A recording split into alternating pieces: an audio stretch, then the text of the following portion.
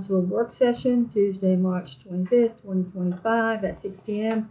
held in the council conference room at 150 East Monroe Street in Wytheville.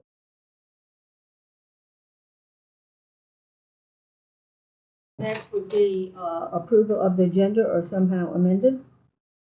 Madam Mayor, I would like to amend the agenda. The need to amend the meeting agenda to hold a closed meeting pursuant the Virginia Code Section 2.2-3711, discussion regarding certain employees of the public body and to discuss an appointed position.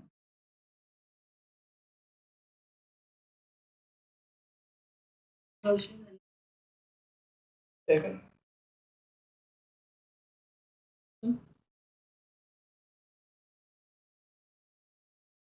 Or not? Do a roll call vote. Patterson, And I. Atkins, aye.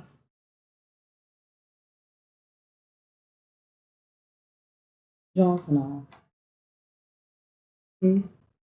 Well, I asked a question, but it's all I might have misunderstood. I right. wasn't. Yeah, no, it's okay. Do we need I to back asked a up? question earlier, Oh. but it's okay. Sorry. That when my question was answered, but it's okay. Don't worry about it.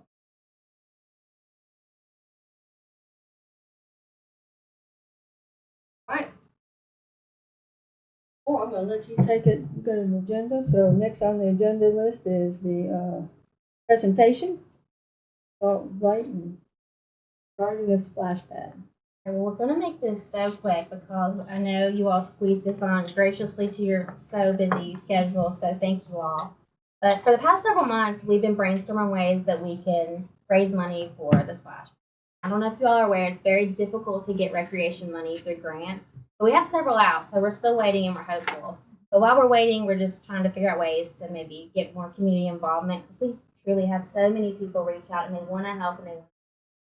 So we thought it'd be something fun to do a gala. And before we presented this to you, we did some homework just to see if it'd even be possible. So it's been really great. We've reached out to, I don't know if you are familiar with the Robinsons, Rebecca and Aaron. They have that property near Food Line on 4th Street, and they're going to do a beautiful job at their venue. So it's supposed to be open in October. So we would be their opening event if this is something you all agree to, which I think would be a big deal in it. So. And then Brittany actually knows Chef T, the famous chef from Hell's Kitchen. And so she at no cost would be doing this event for us, which is super amazing. And she had the idea to partner with the Wytheville Farmers Market, who's also excited about this. So the only cost for us would be paying for the food so far, for the meals. And then also an obstacle we had potentially was Rebecca's building's not going to have a kitchen. So Open Door Cafe has graciously agreed to let us use their food truck. So we have a way to prepare the meals there. So all these pieces are really falling into place. And we actually met with Donnie Bells at the Millwall, so free ticketing. So he would help us with all the ticketing. So before we move forward, we just wanted to see what you all thought about this because it's obviously going to reflect us, but in a lot of ways it's going to reflect you all as well. So we did a save the date, and once we got to the save the date, I'm like, we need to check before we move forward at this point. Especially with, I don't know if you had a chance to look at some of the papers we had sent, but we had, this was our major concerning point, was the sponsorship opportunities. So we've had several people ask ways they can donate, to contribute, and before we start taking any money that's going to go to you all, we wanted to make sure that this was okay. Did you all have a chance to possibly look at it, the sponsorship levels and the recognition? So it would start with the biggest sponsor is a tidal wave sponsor. It's $25,000 plus. So they would have a logo. This is where it would concern you all mostly because it would have a logo at the splash pad. So we would be super transparent and give you all of this to do what we've listed. The logos, logo and donor recognition plaque at the splash pad, logo featured on event banners, marketing materials, press releases, invitation to the groundbreaking and ribbon cutting ceremony. And then it kind of goes down. There's $10,000, $5,000, $1,000, and so on. Or where this would concern you all and we would be getting money for this, would you all be okay with this?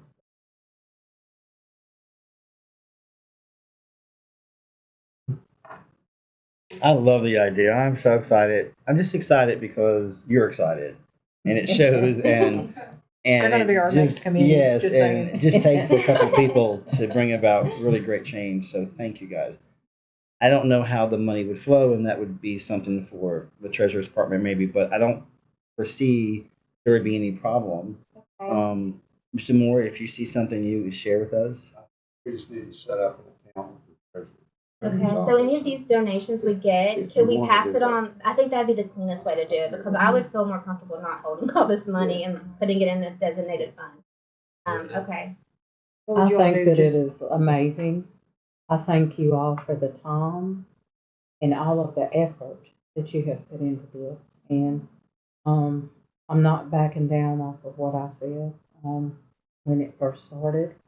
And I think this is amazing, and I'm in support of, however I can support, however I can help, because I think it's an amazing thing for our community, and for the people of our community.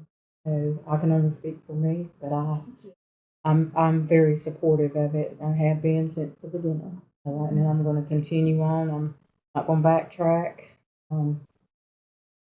We can work with Mr. Moore and see what else we need to do on our end. And of course, the rest of the council will have to speak, but I'm willing to work with him however I can to be able to help. One question I was going to ask guys. So you start raising some money before your feasibility study is done. Has there been any serious thought about an alternative site? Did that study not go the way you want it to go? And you have to consider that it could not go the way you want it to go. Have you considered what would happen with these funds if splash pad didn't happen? I hope it'll happen, whether it happens there or not. I won't have any say in that. That'll be up to the actual study. But have you given any thought to an alternative site? We did discuss, it was the upper portion of Withers. It was out of the flood zone, correct? Big love with In the the library. love letters in that area or down below that? Well, actually, the last time we came, we discussed instead of laying it the length of where the bleachers were, we had discussed turning it and making it where less of it was in the flood zone area. And then another location we had discussed as well at a previous, this may have just been a splash pad meeting. And so this, I don't want to surprise anybody, but we had also discussed up near the museum. So where the memorials are, if you know that area of Withers Park, so up above that, on top of that hill, we had also considered that as an alternative solution because we knew it would be up above that floodplain as well. In the parking lot? Not in the Next to parking the lot. parking On lot? that I'm just grassy trying to knoll. visualize it. I No, can't it's a figure it out. grassy knoll area, and that, ma'am, you are correct. That was supposed to be included in the feasibility study.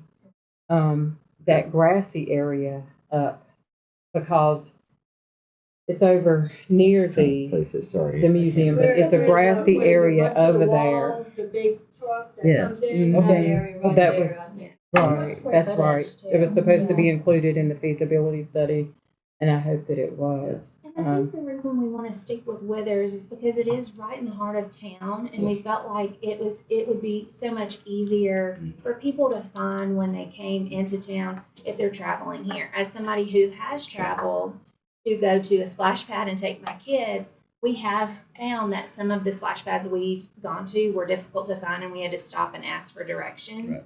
And so that's why Withers is so important to us, because we felt like it's right here in the middle of town. Plus the benefits of hopefully people will bring a change of clothes and go down Main Street and shop and eat. And so that's our hope. And Right. one of the things that we're wanting to encourage it to stay at Withers if possible. So we did look at those locations. And so Because it wouldn't surprise me if this study does not come back in your favor. Only because I've seen the park underwater so many times. And I just don't know what the engineers are going to say about that, considering that I just don't know. But if I just would at least be thinking about something else, just so we could still He does proceed raise a good on. point Sorry. about maybe not receiving, and so that portion is back. And maybe not even accepting any money. Only because What if we have to get Give it you back might out, have to yeah. give it back, and that might be awkward Mhm. for you. Okay. But I just wanted to suggest that as just what would happen. Well, I guess a good question would be, do we have a roundabout date as to when we think it may be done? Because it may be that we set our date to receive the funds a little closer to the gala when we do the donation. Don't have a, yeah, because we haven't talked to them directly since we. So glad you brought that up because I know one of the things that we wanted to make sure today was that it would be okay to one, send out save the dates, but we're also wanting to share with people the opportunity to donate, not just with these levels, but also we're wanting to do a silent auction. So that way, if there's a business in town, maybe they don't have an extra $5,000 or $500, but they say, hey, I would like to do a gift card to my business, or I would like to donate to the silent auction to be involved in some way. So we want to try to include as many people as possible and really showcase a lot of our businesses here in town through this as well. So yes, I'm so glad you brought that up. So we may need to actually have a disclaimer or I actually want a something. separate letter, so what we could do is put this on hold until the feasibility study goes through, and then we could, put that out. But then I have a separate one to the business owners for like gift cards, merchandise, and we can include that, save the date. So they're totally separate. So we could just put that on pause until that comes. That's okay. What would y'all recommend? Because my only concern about completely pausing this would be that they may feel like this is the only opportunity to give in some way or be a part. So what do y'all feel like would be the best way to proceed to be able to get maybe the information out there, but also not put ourselves in a position where we backtrack? I think your hands are almost tied without the study, I agree and I with think you. without the study, anything you do might carry some risk that I have to backtrack. But if you're committed to having a splash pad, no matter where it's going to go ahead and take some money. If you're willing to compromise, if the study doesn't come back your way, then another site is decided. Would you have to have another study for that site, Mr. Moore? Possibly. So that's another $25,000. You're starting over. I would love for it to be in the park. Love that. But I've seen it underwater so many times, and I've stood down there at night taking snapshots when I was on council the first time about all that water down there. Now, can it be fixed? Yes, with enough money, I think. But the engineering is going to really give you so much information to help you your decision. There is the corner lot that is not for sale, but if you want to buy the corner lot above Big Love, it might. Oh, thank you. I did. Okay, I didn't know, but that would be. We might give you another option to get up on that hill. Is that the right spot? I don't know.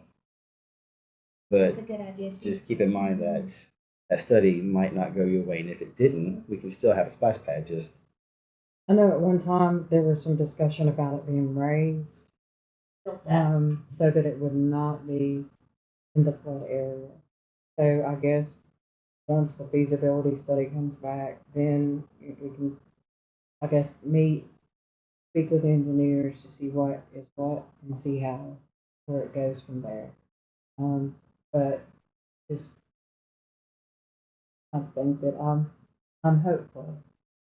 I'm very hopeful. I'm hopeful. Yes. Did Thrasher give any kind of timeline with when they be done? I didn't see. What would be about average? Maybe 3 months, I think. If we went ahead and printed the save the date, and we can kind of progress as things. Would that be the way? Because we need to go ahead and get What this on date are you people's- thinking? Can I ask? October 18th. Oh yeah, you got plenty of time. Yeah.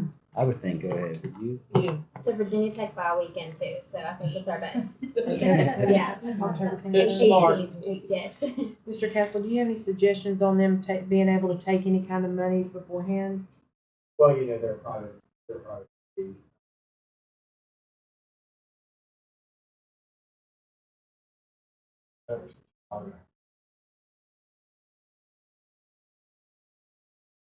But I don't know if you were here, but I think they were wanting to run all the money through the town, so they were wanting to do like a line item in the budget. Yes, sir. And then that way maybe just have everything just mailed to the town, and then that way they key it in. Is that what you're talking about? I think that would be the cleanest way to do it. That'd make, I think, us feel more comfortable. So I don't want to keep all this. Yeah. Well, with regard to the town doing it, here it's very clear where we're at. Thank you, guys. I think it's very important to be really clear that a project is at design phase, that we don't, I mean, look what you get,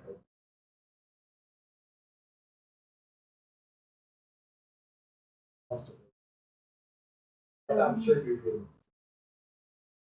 So on the save the date, we need to take out Withers. Just put splash pad. Yeah, because you don't know it's gonna be a limit. Sure. I mean, it may not even be permissible for this part, depending on how. Sure.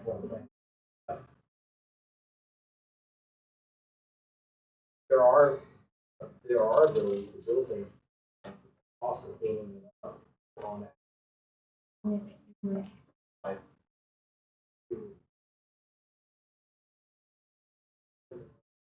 a lot of that.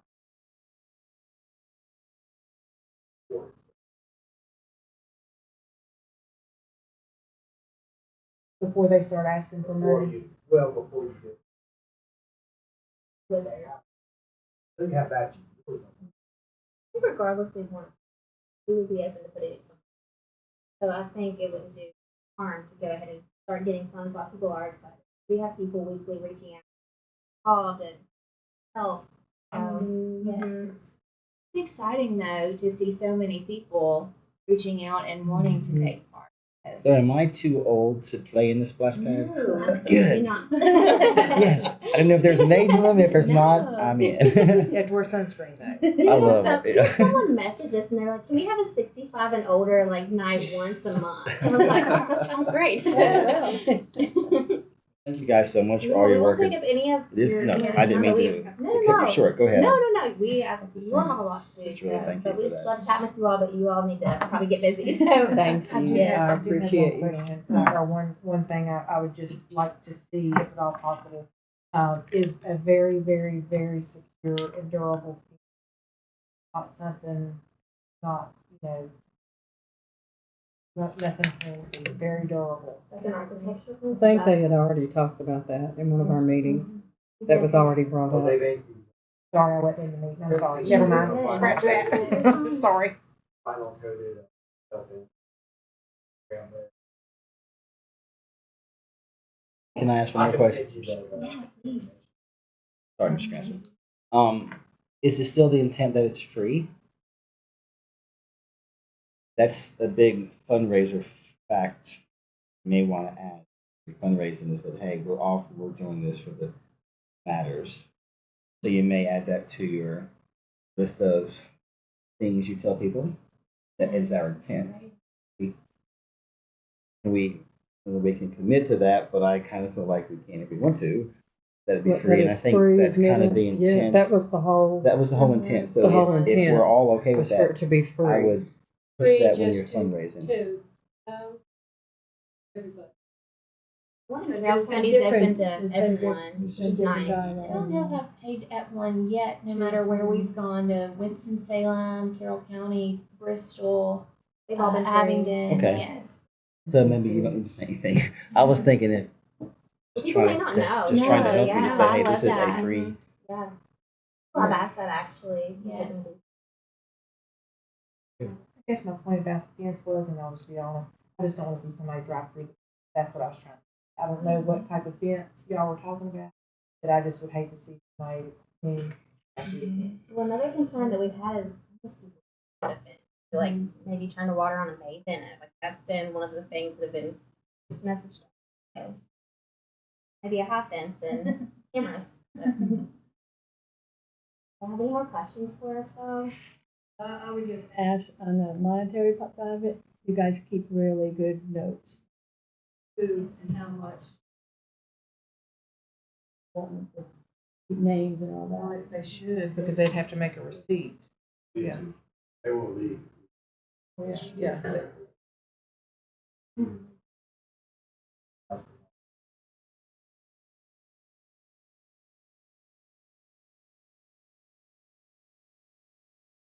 Is this something that we can do?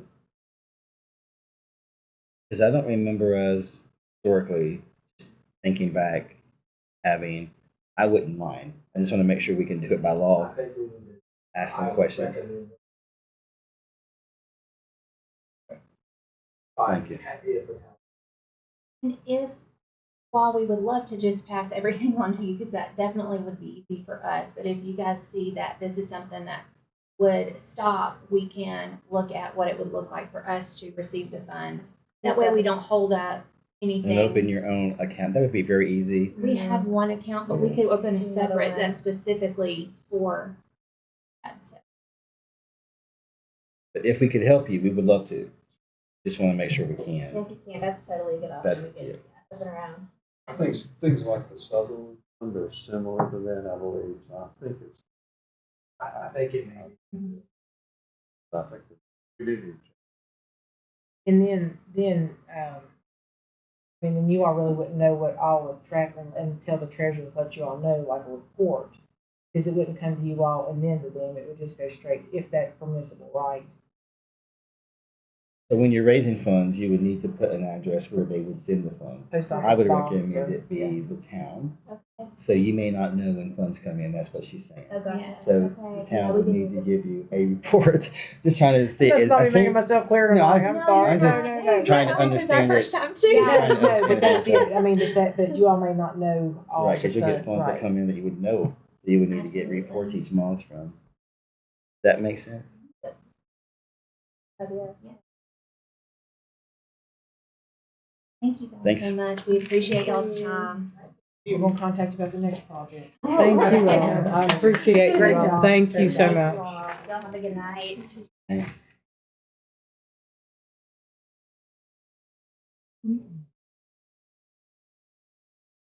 Thank you. See you.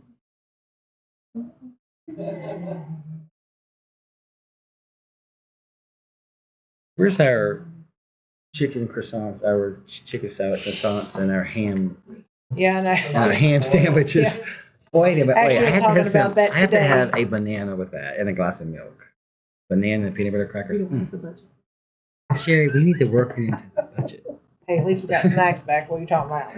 We're on candy, Kim. I forgot. Good evening. How are you? All right, so, next on the agenda is a presentation by Assistant Director of Public Utilities and Engineering, Andrew Austin, regarding the, clarifiers at the wastewater treatment. So, You're allowed to sit if you want to sit. Please sit. I'm not sure of how much you're aware of our wastewater treatment plant's condition currently since Hurricane Helene. We do have 2 of our 4 secondary clarifiers that were damaged beyond.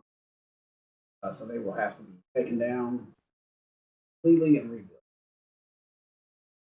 Because there were 2 of our 4 existing, we went down to a 50% capacity as far as our ability to remedy that situation. We went ahead and went out to bid on a design and contract administration to replace those clarifiers. But in the meantime, we contacted a company that seems to have the only equipment available that we could find to serve as temporary units, give us back our capacity. They are not cheap. They're $18,000 each a month. Have 2 of them.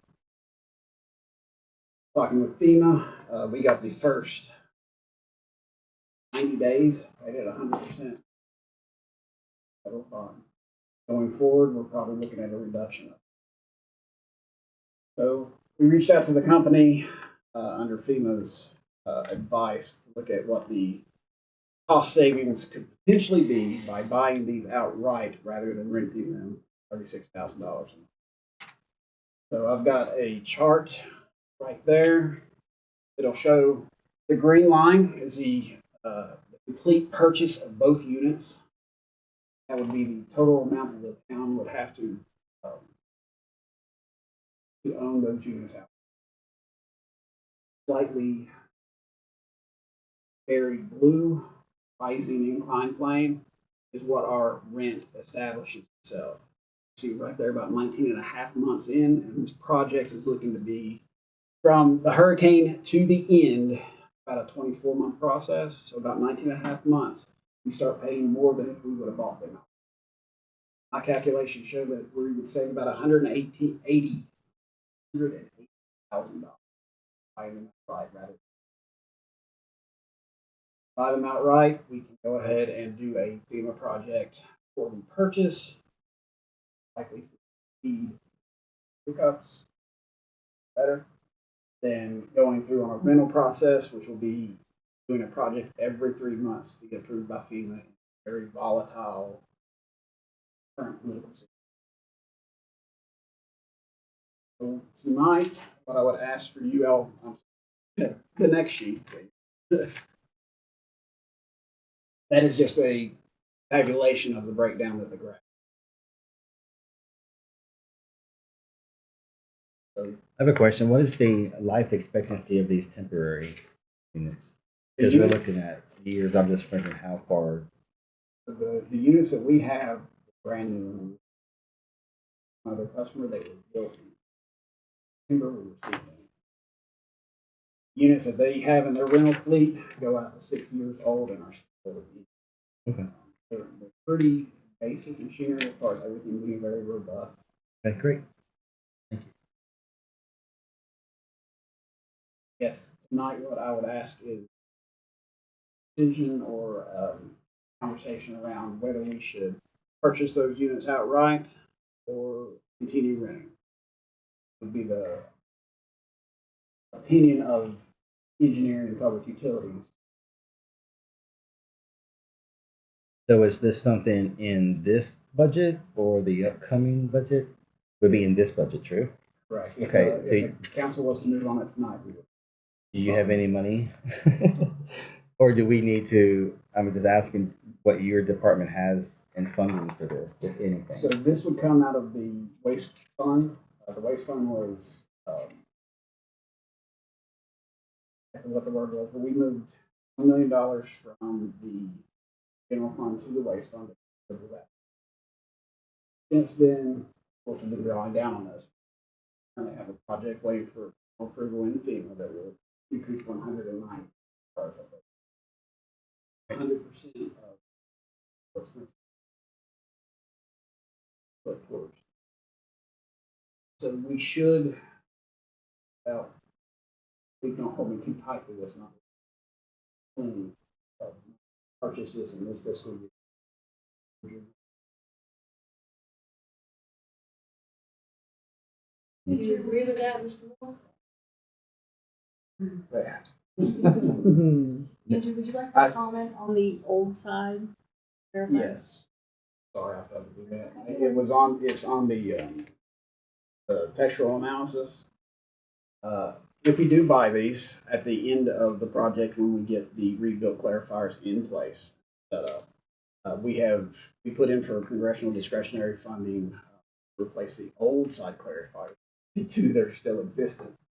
Since the 70s, they've been. Imagine they're a little bit war. If we were to purchase these units, whenever we were to get to replace never have. Looking at another 24 month process, and there your potential savings go up to a total of about $600,000.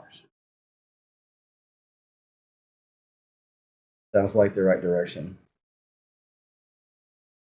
Yeah, Ms. Hutton. The only fly in the ointment is that federal funds are a little questionable right now, and we may be a long time getting them. May not get them at all, but I suspect that they will eventually. That's one of the reasons why I'd like to move them. So do we, is this something we need to do? feel at some point, are we ready to do that, like, right this minute? I think we want some more dialogue or. We need to, I'm gonna take his advice, which is we need to do this. Is that what I'm hearing you say? That is my opinion. And Yeah, we're, but you also gave us a little bit of a leeway on the date, right? On my next submittal to FEMA. So if I can submit month's rent of that, then the purchase price for clarifiers, it would be cleaner, not the only possibility. Get it out, but we start pushing that federal funding, you know, I wouldn't want to chance that. I think we need to. unless there's some reason to wait. Does No, anybody I have a don't see a question? reason to wait at all. Either. Do you I have think a we can- specific Well, question? no, I just, you Because we know, have we're the just, funding for it, and it's a serious situation. Would you like, I'm say not that? saying wait a month, I'm not Right. saying wait in a year, I'm just saying, is there more information that we need with the funding or anything like that before we just Well, say. should the let's funding do it? not come through, we don't have a choice. We have to have clarifiers. Right. Either way, we're gonna have to pay, and that would be something that we need to accept, because he shared with us that we may not get the funding. But he has funding. We're not doing a budget amendment, correct? So unless Mr. Moore, unless You some- may have to do a budget amendment. The budget amendment. we allocated $1 million in, I want to say October 20th-ish to the waste fund. do you see anything, Mr. Castle, that Do you need a I mean, budget amendment? The other If we thing have that I'll enough in tell there. you is I've experienced We in have other enough in communities there. is there are supply chain. I don't know if there are for these or not. You need to address that. So we worked out a deal with these individuals. So the original units that we have on site, they're not permanently plumbed in, but they are where they are. you If have? we issued a purchase contract, they would continue to stay on property until they built out the replacements into their fleet, and then we were. There are supply chain, all these capital, correct?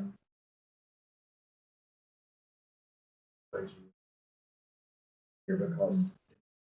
Yeah, Sounds I'm like not he's opposed worked to through doing that. it tonight, I Yes. just, The we're only just thing, hearing this and. I think that if we're able to, if the funds are there, if they're available, you don't have to do a budget amendment. I think that we need to go ahead on and move swiftly and quickly, get it taken care of so that there's not any further delay. That's my, So is that something we would put on the agenda for the next meeting, sir? Or is that the only way to do it, right? You can vote. we can vote Yeah, on if it you're in a tonight. meeting, yes, you can vote. We can vote on tonight. it tonight. We don't have Sorry, to I wait. wasn't, Yeah. sorry, I wasn't sure. You know me. Is everybody comfortable with that? Dr. Taylor, you comfortable? I mean, I don't want to, we don't have to do it tonight. That's fine, as long as Mr. Moore, now, just said that we didn't have to. With the funds, but you said we did, right? We No, I need just to, said this, it's possible, I'm not actually familiar with that. For that money is, it may run over, if it does, you may have to do a budget revision, but it might be just a small fraction. would like I can run the numbers, everything. Problem is, we're I not think meeting it till doesn't the, really matter, one way or the other, you're gonna be doing a budget revision. Need it. That's what I was gonna suggest. Go ahead, and if we wanted to vote, and then if we put in the minutes that if we needed to do a budget amendment, then you could, bring the number. I mean, we're gonna have the numbers regardless anyway, correct? So is that a possibility? Does that sound better to you, Mayor Taylor, with the budget amendment, if we need it? I'm with whatever y'all want to do. Say the last time that we were looking at the budget, there was around $600,000.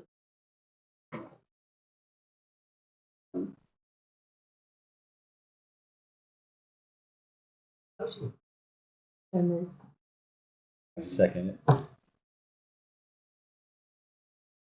Further discussion? Do a roll call vote. Johnson, on. Atkins, aye. And I. That's enough. Thank you for your work. We appreciate you so much. Thank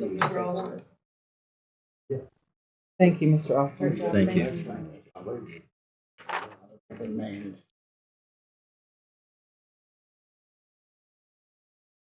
Yes, I will continue. So the continued discussion for the West Main Street striping and improvement project. We talked about this last time, and there were definitely some concerns about it. Able to spend some time walking through some of the challenges and opportunities on this project, and I would like any questions to make that we have currently, and also share some information about the soon coming public meeting that we'll be having.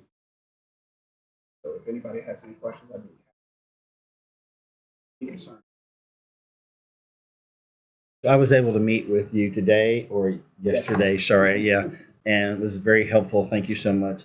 And the question that I was asking Mr. Austin is, I know that there's been a traffic count for a VDOT on the road. Problem that we found that the traffic count isn't timed, so you can't see what time the traffic's coming through. My concern was all of the traffic coming from Crockett, Speedwell, Elk Creek, Cripple Creek into town to work each day between 6 and 8 in the morning, and they're all going to be going to a one lane instead of two. So as you go up that big hill, if you get behind a truck or a tractor, there's nowhere to go, and now you have two lanes so you can get past. That was a concern that the traffic count did not show the number of cars that are actually between the peak hours, which are the working hours, when people are coming into town or going home. It was just a question I was asking because I lived out on Old Stage Road all my life, and I would come into town and I'd go up that hill. I know that hill very well. So do you, because you travel every day.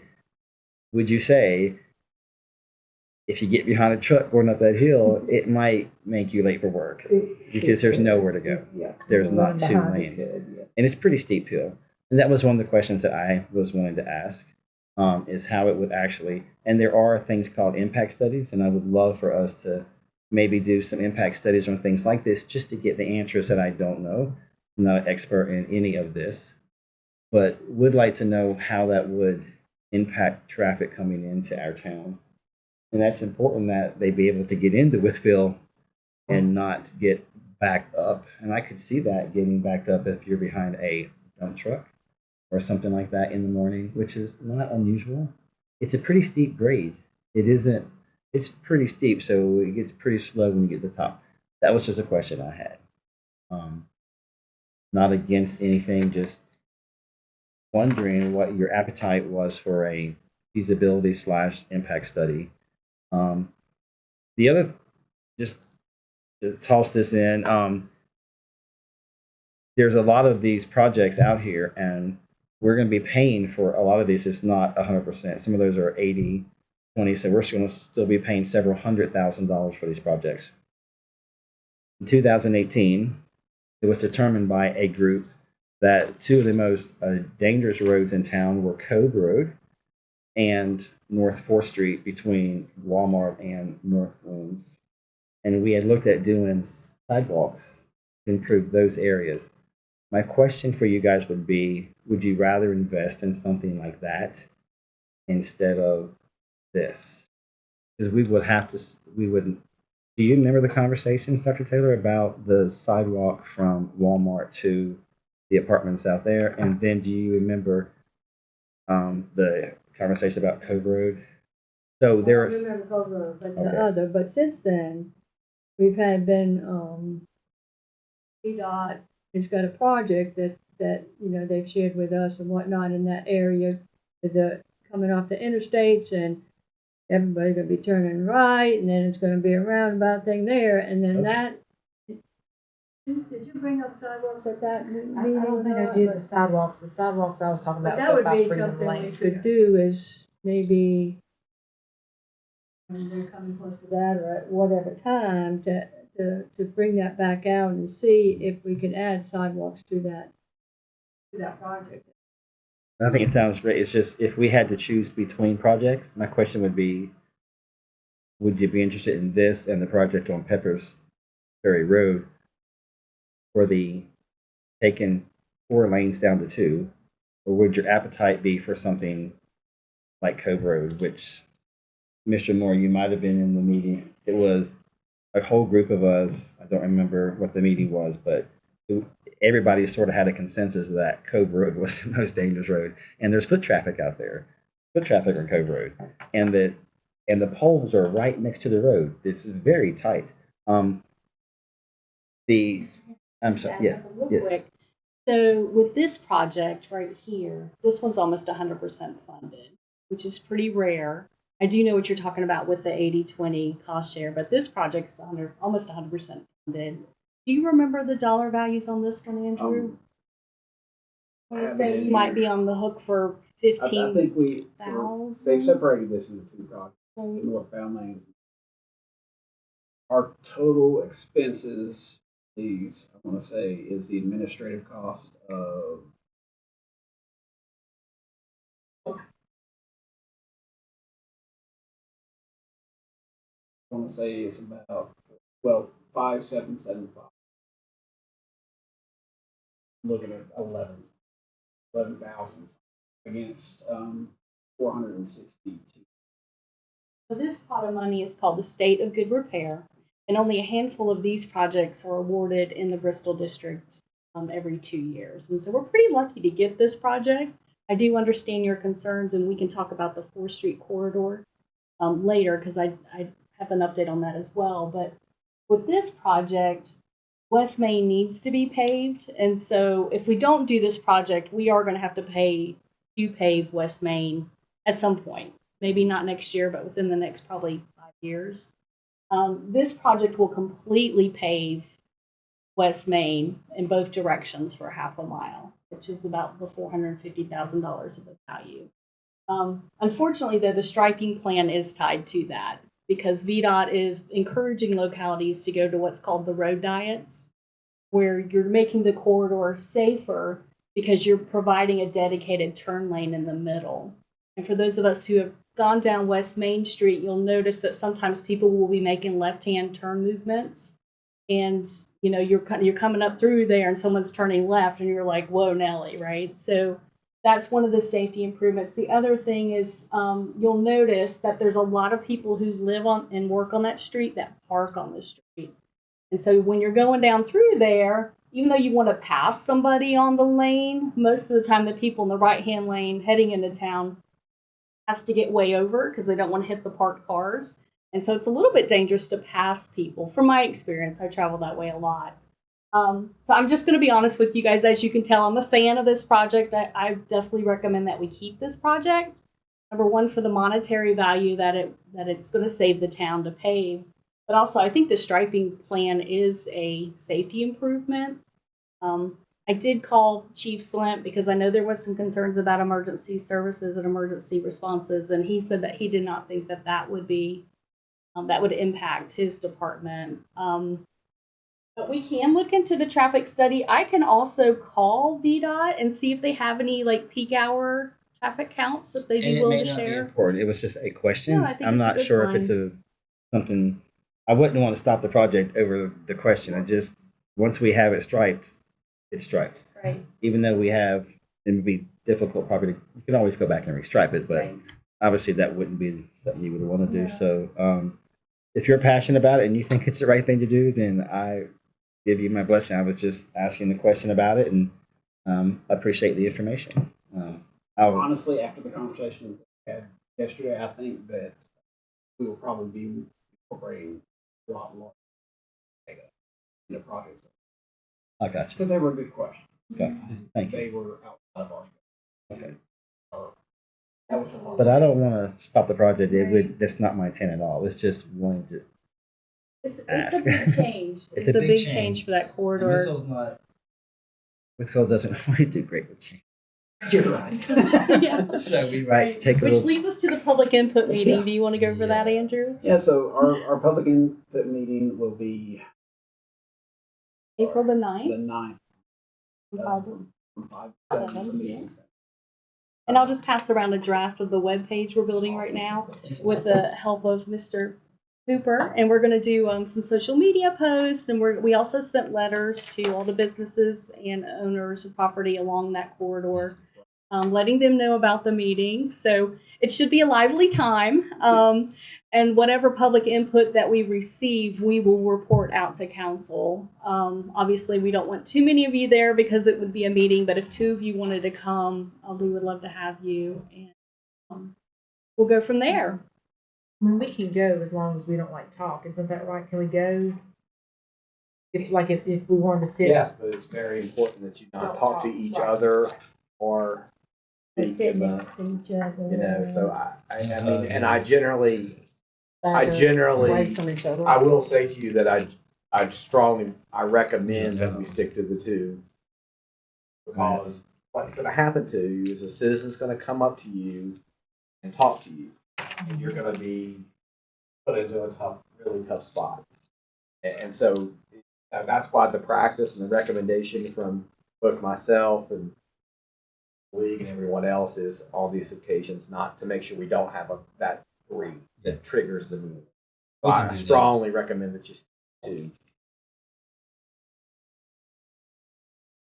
So no action is needed tonight on this topic. We really just wanted to provide another forum to have a conversation with you guys. And after the meeting on the 9th, the public input meeting, we can talk again. If that's Thank you. I do believe the meeting you had. Okay. Yes, it was very helpful, and I really appreciate your time so much. Thank you for Just know that sharing. we're always open for that type of stuff. Thank you so I much. think it was.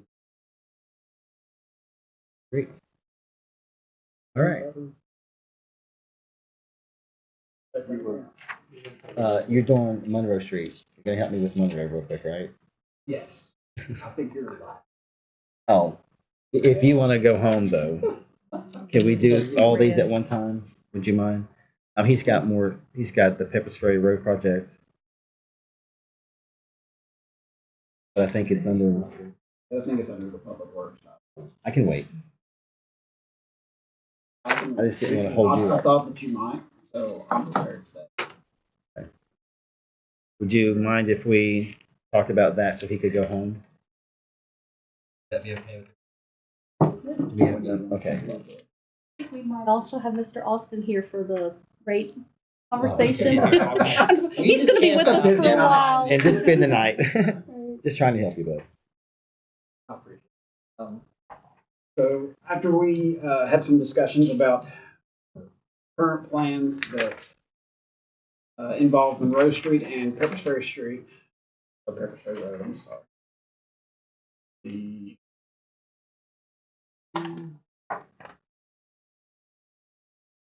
Be a road design which takes those 4 lanes down to 2 lanes, starting right before the interstate bridge. And as it comes up, it basically reduces that traffic, slows people down through physical alterations. There's also parts of that project that include better walking surfaces as far as sidewalks, complying with ADA regulations, and gives a continuing walking path from the housing developments there on Pepper's Ferry.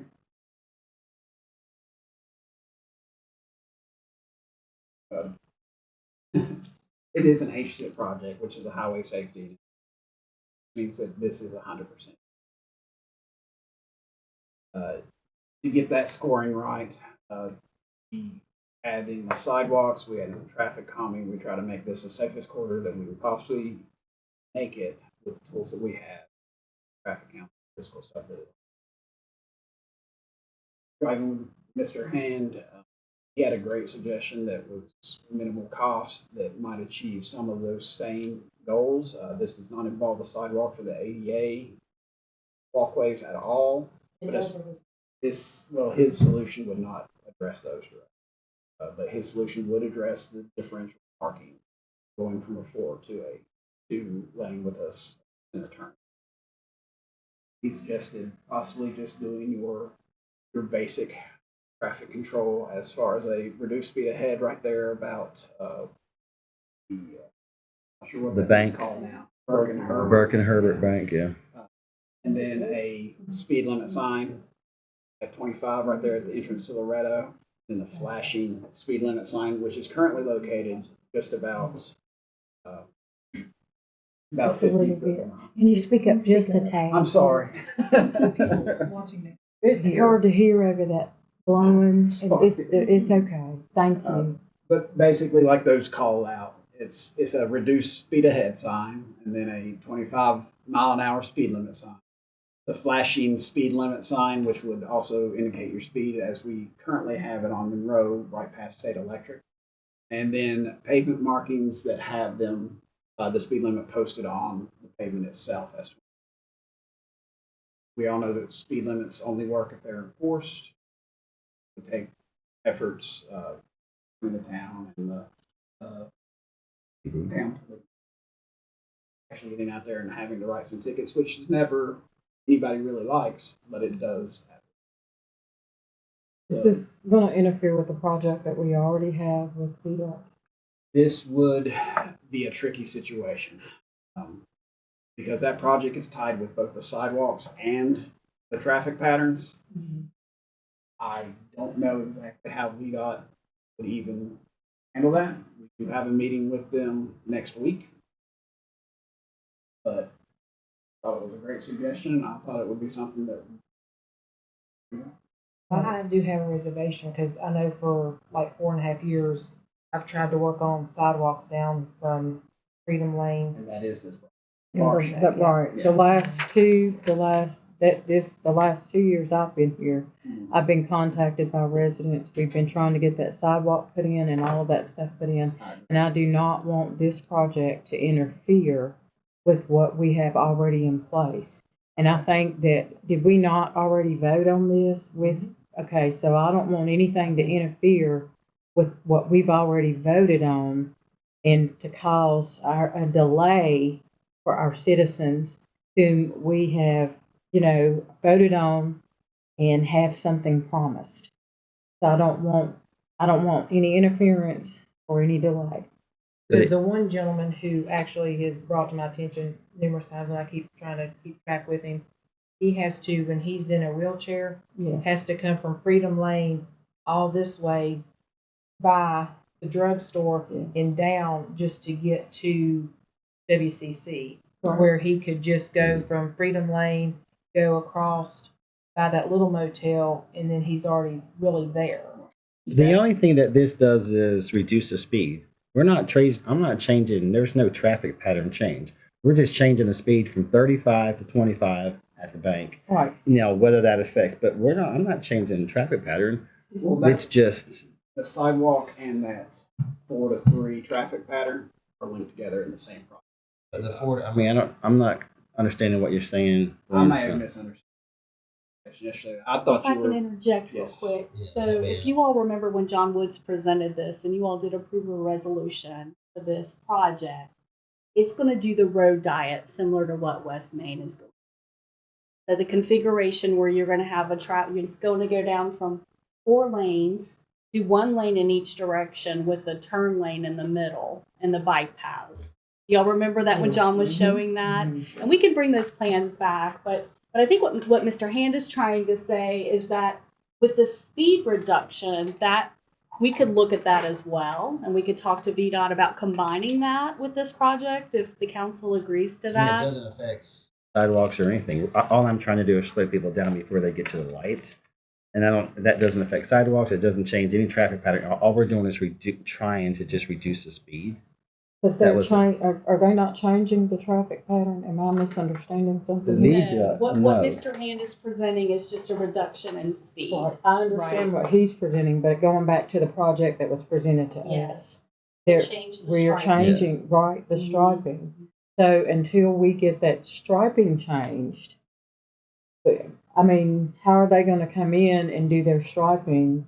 And then if we already go ahead and put down the speed limit change, the speed limit reductions, then they're going to come.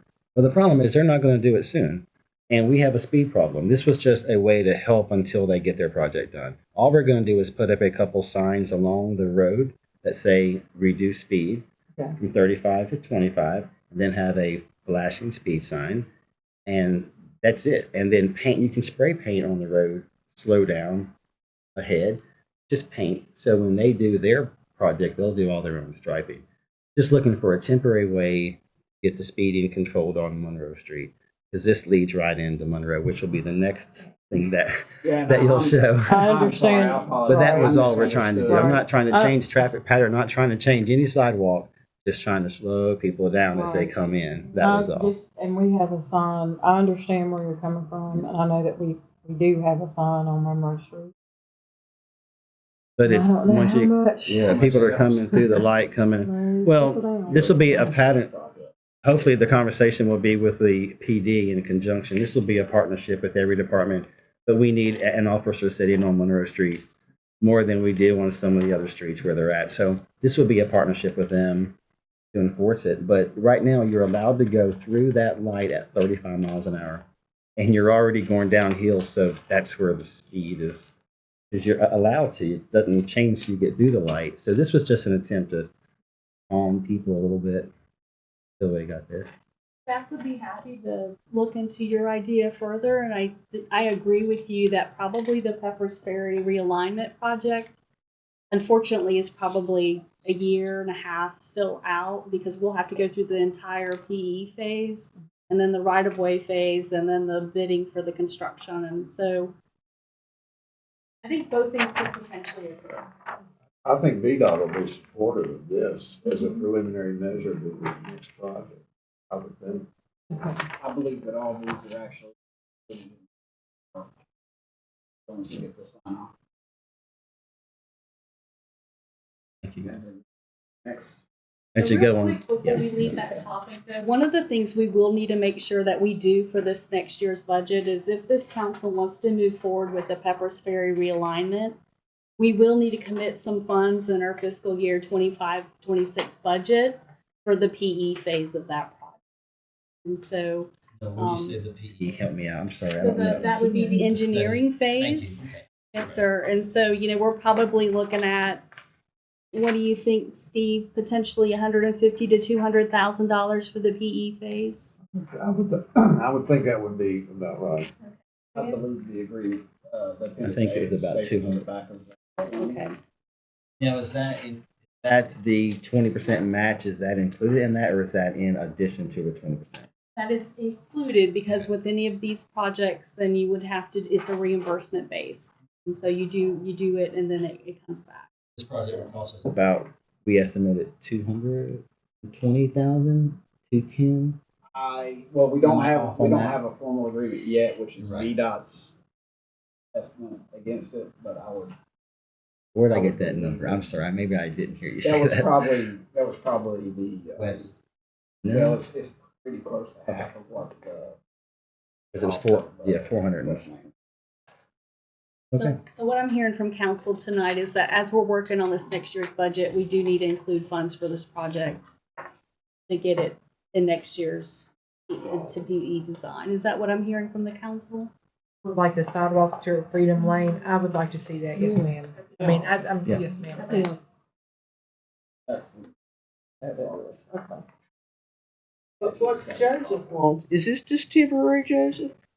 If Or- VDOT approves it, I would like to see it stay in their plan because we're still, I think it will calm the traffic. Now, this idea is not my idea. There's a VDOT traffic calming fact sheet.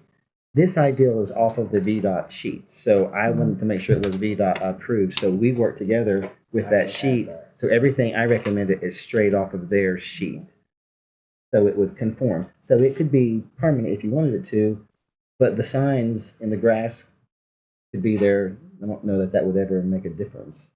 As long as VDOT's okay with the traffic reduction in speed, yes. So here's the traffic calming fact sheet. And the island that was installed on Monroe Street is on here. It's one of the things you can do. There's a lot of things you can do. The things we chose are the very top are the non-intrusive devices, things that you can do without having to build islands a lot cheaper. The most expensive things are down here. Each of those islands are between $6,000 and $9,000. What we're getting ready to talk about next. But what we talked about is right here on the approved VDOT sheet. That's where I got the ideal. So just so you know. That makes sense. Does he want to do it so it's VDOT's okay with it? So give me that back. And we have not got the complete design for that project specifically. The complete design has not been done. No. So including something like this would be very, You have a meeting next week? we have a meeting next week about all projects. Okay. All right, one more street down. We're almost there. Sorry, guys. Which is on Monroe, which is from that corner on down. Part of what the VDOT traffic calming ideals was is you could paint your parking spaces that would then pull in the traffic. The point of those islands was to pull traffic in, and that made sense. But you could also do it through, if you paint your parking spaces, that you could have that same feel of it being smaller down through there without having to build structures. And this was an ideal, and Andrew, sorry, I don't know you guys, put this together, and you can talk about it, or Mr. Moore, talk about your thoughts on the Monroe Street. The island that's there now really needs to come out. I've had several calls from people that have asked me what that's for and what's going on with the island. I'll give you their names afterward if you'd like to call them. 3 people have called me about the island, and I know we've had that conversation. This would be a less invasive, lot cheaper way to really help with the traffic calming on Monroe Street if you all would consider it. Do you want to take out all the islands or just that one that we There's just talked one about? there. There's only one there. There's only one on the corner on the 7th Street. Yeah, okay, that's the one we talked about before. Yeah, and that's the only one. Yeah, okay. So if that one were gone, the problem with that one, water's coming out into the street, and And you can't get out you of just can't get 7 out. to go. So if that one were gone, you could paint your parking spaces on both sides, which we don't have now, and it would pull in traffic, and it would do the exact same thing according to VDOT's plan. And this sort of shows how the parking spaces would be marked down through there. One of And our the- citizens' vehicles got hit, Well, they park there now. right, and there's no parking spaces. So if we have it marked, then that'll make it safer for them to park, and traffic will know. Right now, as you're going down through there, you wouldn't know there's parking on the right because it's not marked.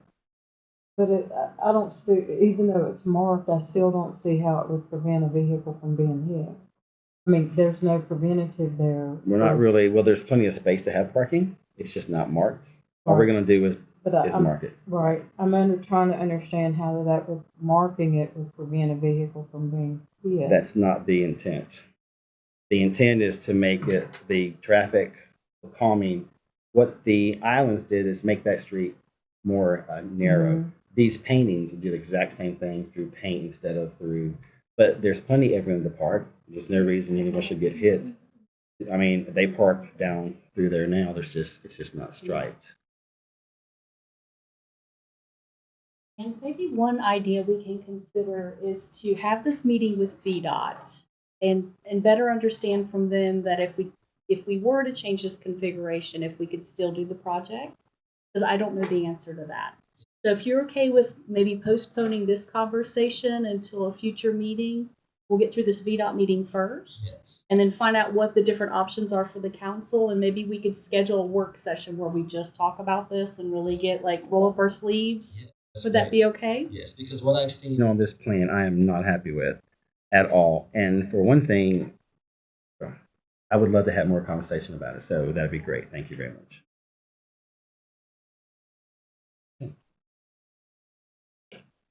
So let me just back up. One thing we need to talk about is that island. It needs to come out regardless of what's going to happen here. Are we okay with taking the island out? Because at some point, people keep asking me, I need to give them an answer. It does not conform to VDOT regulations. It doesn't. And that's okay. I'm not And you're talking about on just an that ask. one. Well, there's only one. They would take it out on the whole corner. It doesn't need to be there at all. So Mr. Guy from Dukes, Mr. Yance, lives right at the bottom of the hill. So he goes around the block, and every time he turns, he said, all those black marks on that are mine. Because he said, I can't get through. It's in order to not hit it, you have to be out into the street, which you have to cross the double line. It's just a safety issue. So even if we're going to No, I'm sorry. no, go on. Well, no, I was just trying to think, maybe Mayor Taylor sees there two, but it's really technically maybe one in One your on eyes, each maybe side? one on each side, It's probably. one on each side. Yes, so Well, Well, I that's knew probably, that, yes, so to okay. me, that's two. Okay, So and that's take why I the was just whole- trying to explain to him, maybe that's why, maybe one of them needs to come out, I or do you think they think both both need of to come them? out. Because you can't turn on Fifth, you can't turn right, and if you're coming Fifth this way, you can't turn right. There's black marks all over them. A lot of people are hitting them. In order to not hit, you have to go across the line. So you have to pull out and then turn instead of stopping and turning. The idea is, okay, the question is the expense of that, and you have a bike lane and you lose your parking. And I just think this is a VDOT approved idea that would be a lot less expensive. And my office is on that street. I'm there every day. I see the speeding. It is a problem. So this was just an attempt. That right there is just paint. That all that is paint. It's nothing. You just Can I glow in the dark? we could make that happen. Well, I'm just saying, so if it doesn't, Well, take most care parking of- spaces don't glow in the dark. but if you're trying to calm down traffic. We can do after whatever. dark. You can do those Do you mean maybe reflective, Mayor reflectors. Taylor? You can I'm do just all. asking. You can do whatever you want to do. There is a thermal set paint that does have glass. See on it. It is not spray paint. It is basically. Basically glitter. So, what were your thoughts? We talked a lot about this particular thing. Outside of the scope of the project that we currently have, this is a nice traffic calm.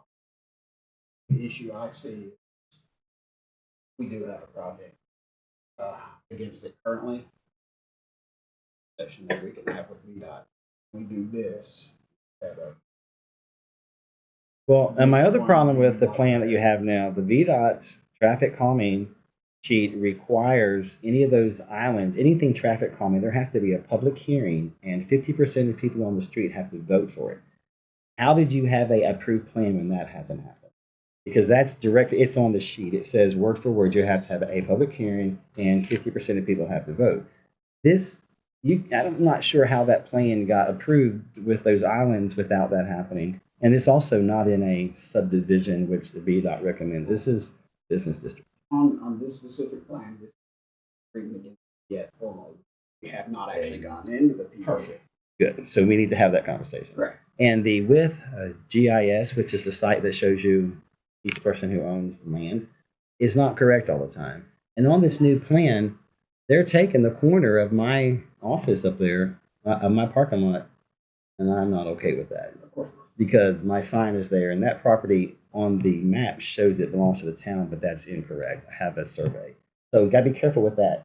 Yeah. GIS, because If I as can you make a know, general statement, when you log into any GIS counties or towns, that first box that you click before you enter, you ever read that statement? It says this should not be used. not guaranteed. Actual measure whatsoever. But it does show taking some of my parking in. That's a personal issue for me, but that's not the reason. It's just all of those islands down there have foot traffic crosswalks.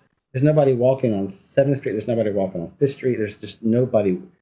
That plan, I'm glad we haven't signed that yet, because there would need to be a public hearing for traffic calming right there. And 50% of people have to vote for it, and none of that's happened. To be, in my understanding, and please, Lane, correct me if I'm that public hearing in probably around the 30%.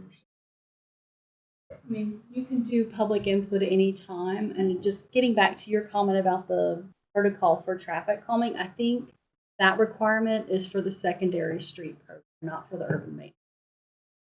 So that might have been why we never had it, because I think when we maintain our own roads, we have more flexibility to make decision. I can find out, I'll ask that question, but I think we have more ability to make our own decisions as opposed to those who are in the secondary street program, like those in Wytheville County and other places.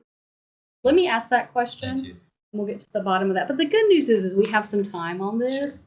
I mean, I know we're in a hurry to potentially take out the bump out, but if the council is divided on it, I mean, one potential approach would be to just ask the citizens along that street, and Here's the then thing, do what it they affects- want to do My problem potentially. with that is it doesn't just affect the citizens on the street, it affects all the people who are driving on that street.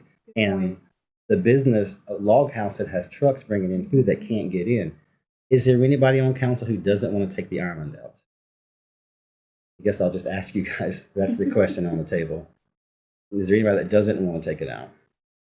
I'm not making a judgment tonight.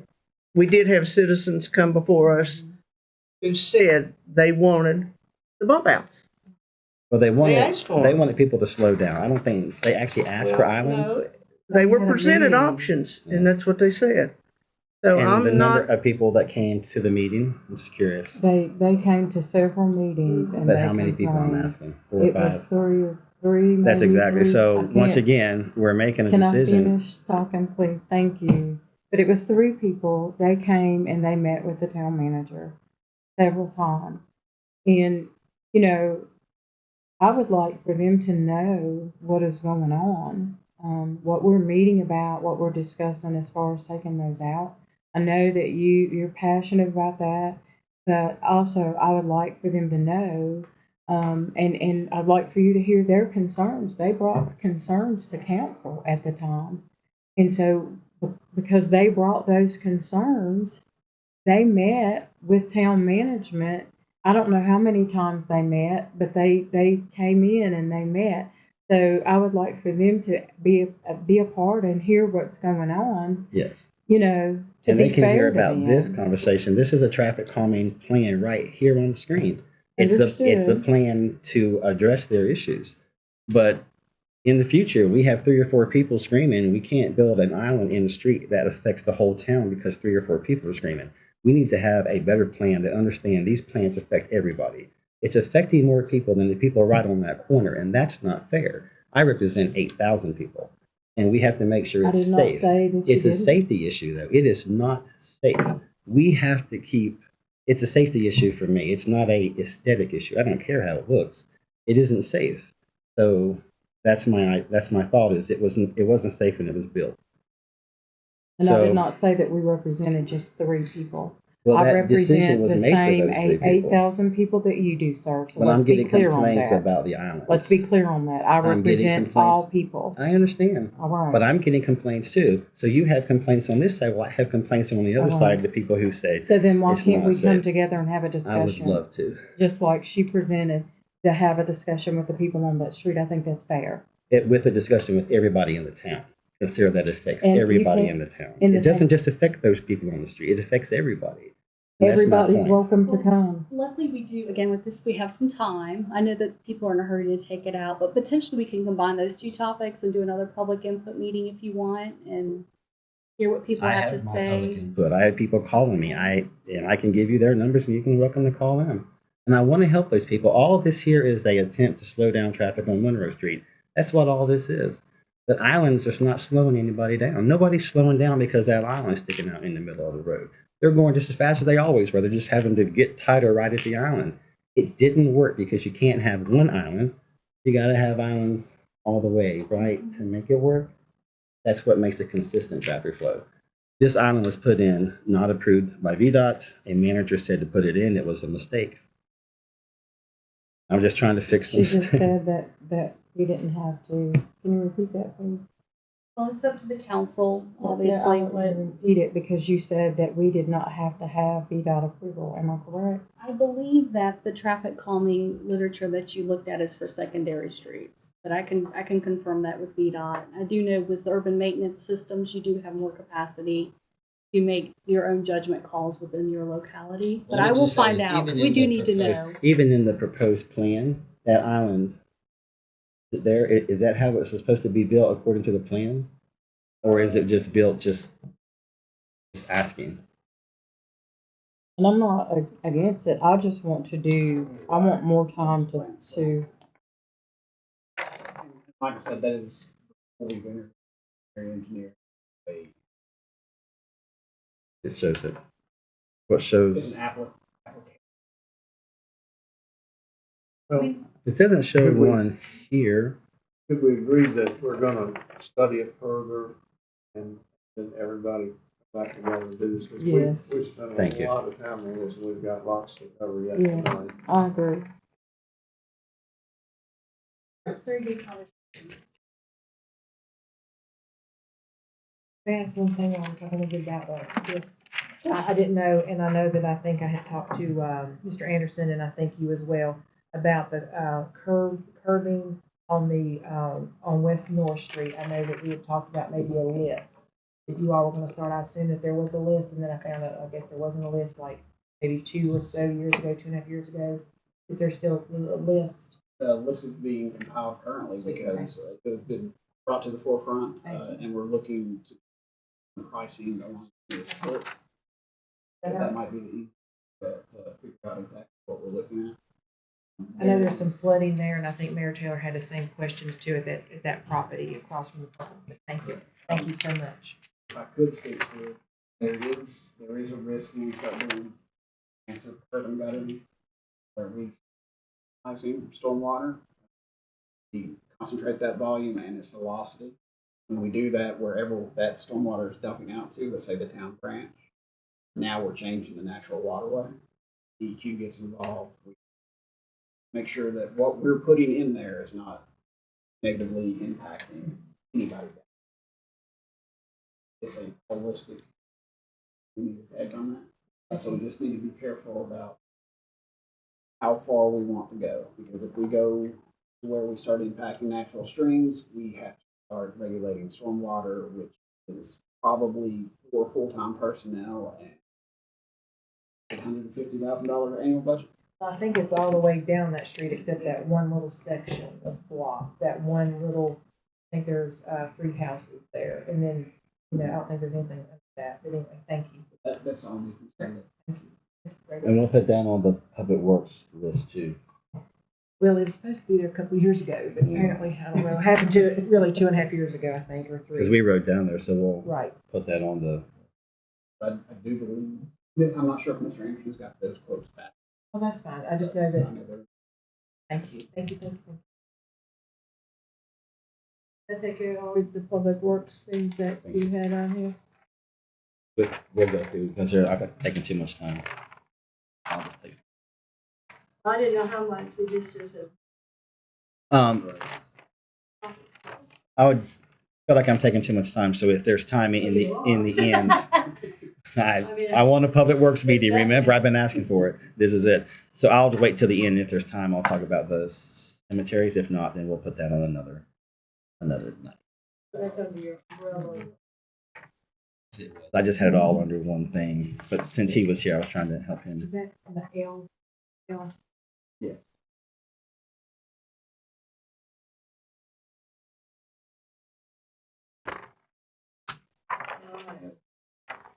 You going up there, young man? So, yeah, You wanna if we could, discuss- change the agenda just enough to talk about water rates for a moment. We have sheets in front of you about that. Since we are talking somewhat about budget, I just thought it would be good to, Andrew's here to compose this, it'd be good to have him explain it. So, with all the damage that was done to wastewater and the ever increasing cost of running water and sewer utilities, I was asked to try to see what we can do with our rate structure where we can impact the least amount of people, still make our utilities whole. So we're not going to the hole every year. What I did was I looked up the Board of Labor statistics, increase from February 24 to February 25 for water and sewage maintenance costs. So that number comes up to 4.88% here. I applied that 4.8% to our current standing rates just to keep us up with inflation. Gave us our tiered increase for the customers that would use 25,000 gallons or less. Now, above that, for those customers that use 25,001 gallons and up to infinity, I set the flat rate just to have the mock-up of the situation and see what our finances would come out to be. Beside that, you can see what that percent increase would be for those individuals. Down in the dark blue box, you will see that our current annual income off of water projected is $5,180,891. With the rate increase, you're looking at $6,470,065 for a difference of $1,289,713. On the sewer side, which is where we're really bleeding, we have a $3.1 million annual going to a 3.6. The reason that the difference is not as great in the annualized income because our largest water consumer does not UTG. There is also an current in-town water and sewer user, PepsiCo. And PepsiCo's sewage rate is calculated on the water that they do not send off in a bottle as a product. That hurts us a little bit on recovery. So that's why the water looks heavier. I was asked to break down our average citizen's expense and their difference in bills, what it would look like. So for your 3,000 gallon user, their current bill for water and sewer combined would be $56.07, which would be a month-to-month raise or increase of 2.5 cents. And that will bring us close to $1.8 million of increase in revenue while giving a minimum impact to our 3,000 gallon. On our 5,000 gallon user, which the industry terms as typical user inside of a utility, their combined water bill would be $90.23, which would be an increase of $4.13. And then for a small industry, small business, or large family, that water and sewer bill would be $175.70, an increase of $8.05. That's the little center part right in the middle of your lower section. Each of these individuals in the 3 to 5,000 and the 10,000, they would see an exact 4.8%, which is still below what that inflationary level is. The next page that's attached there to show us a little bit of comparison of where Wytheville sits against our very close neighbor, which would be Wythe County. Sheet. Sure. This is basically just a breakdown of how Wythe County charges their water and sewer rate.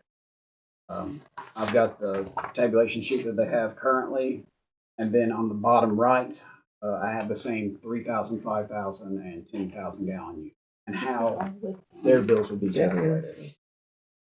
As you can see in the gray at the very bottom, starting at the left, the top number being the Wythe County bill, and the bottom number being the Wytheville bill. That Wytheville bill would be with the proposed rate. We would still be paying over $20. Our citizens would still be paying over $20 less than our county. When we move to the 5,000, which again is our typical household, you're looking at about $25 savings being a Wytheville citizen, not a county, and not living in the county. For the 10,000, it's even more significant. You're looking at about 55. So I just wanted to give you the option that we came up with, as well as a comparison with our closest neighbor to show us why we're sitting where we are as far as our revenues versus our expenditures. And also that, just a side reason Wythe County charges what they charge. They currently have a decent amount of debt service to the USDA for the water expansions over the last 10 to 15 years. And the USDA makes them their water pay. That's why their rates are what they are. We're still in a very comfortable position as far as what we are, 1 versus 1. But the reason that they're so high is because they are paying those bills that have expanded their I would like to get to a place to where we don't have to take out transfers from the general fund or loans from banks to work, to make our system work. We pay for the service that we're receiving. And I understand it's a hard bill. It's something to consider, because ultimately you're gonna need to raise rates. You cannot can't sustain the present system with the rates as they are. As an aging system that we have, dealing with damage we suffer, floods and those kind of things.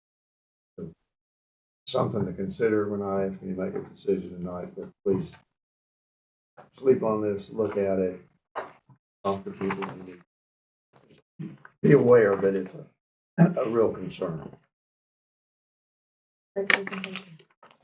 Any of these questions dealing with what? Let's go back to the first sheet. The first one, the 3,000 gallon user, Yes, ma'am. you said it's gonna be at $2.57 for the combined, which is gonna give us a 1.8 million total combined. All right, what are the figures for the next two, the 5,000 gallon and the 10,000? Do you know? The dark blue, the water fund summary and the sewer fund summary. Yeah. That is for every user that I have account information for, proposed out on their average annual from the last. Okay. So that 1.8 would be for the town. Okay, gotcha. All right. And I've got really good data on all this. If any of y'all have any questions, just drop me a line, stop by. I can hopefully answer any of it. Thank you. You're welcome.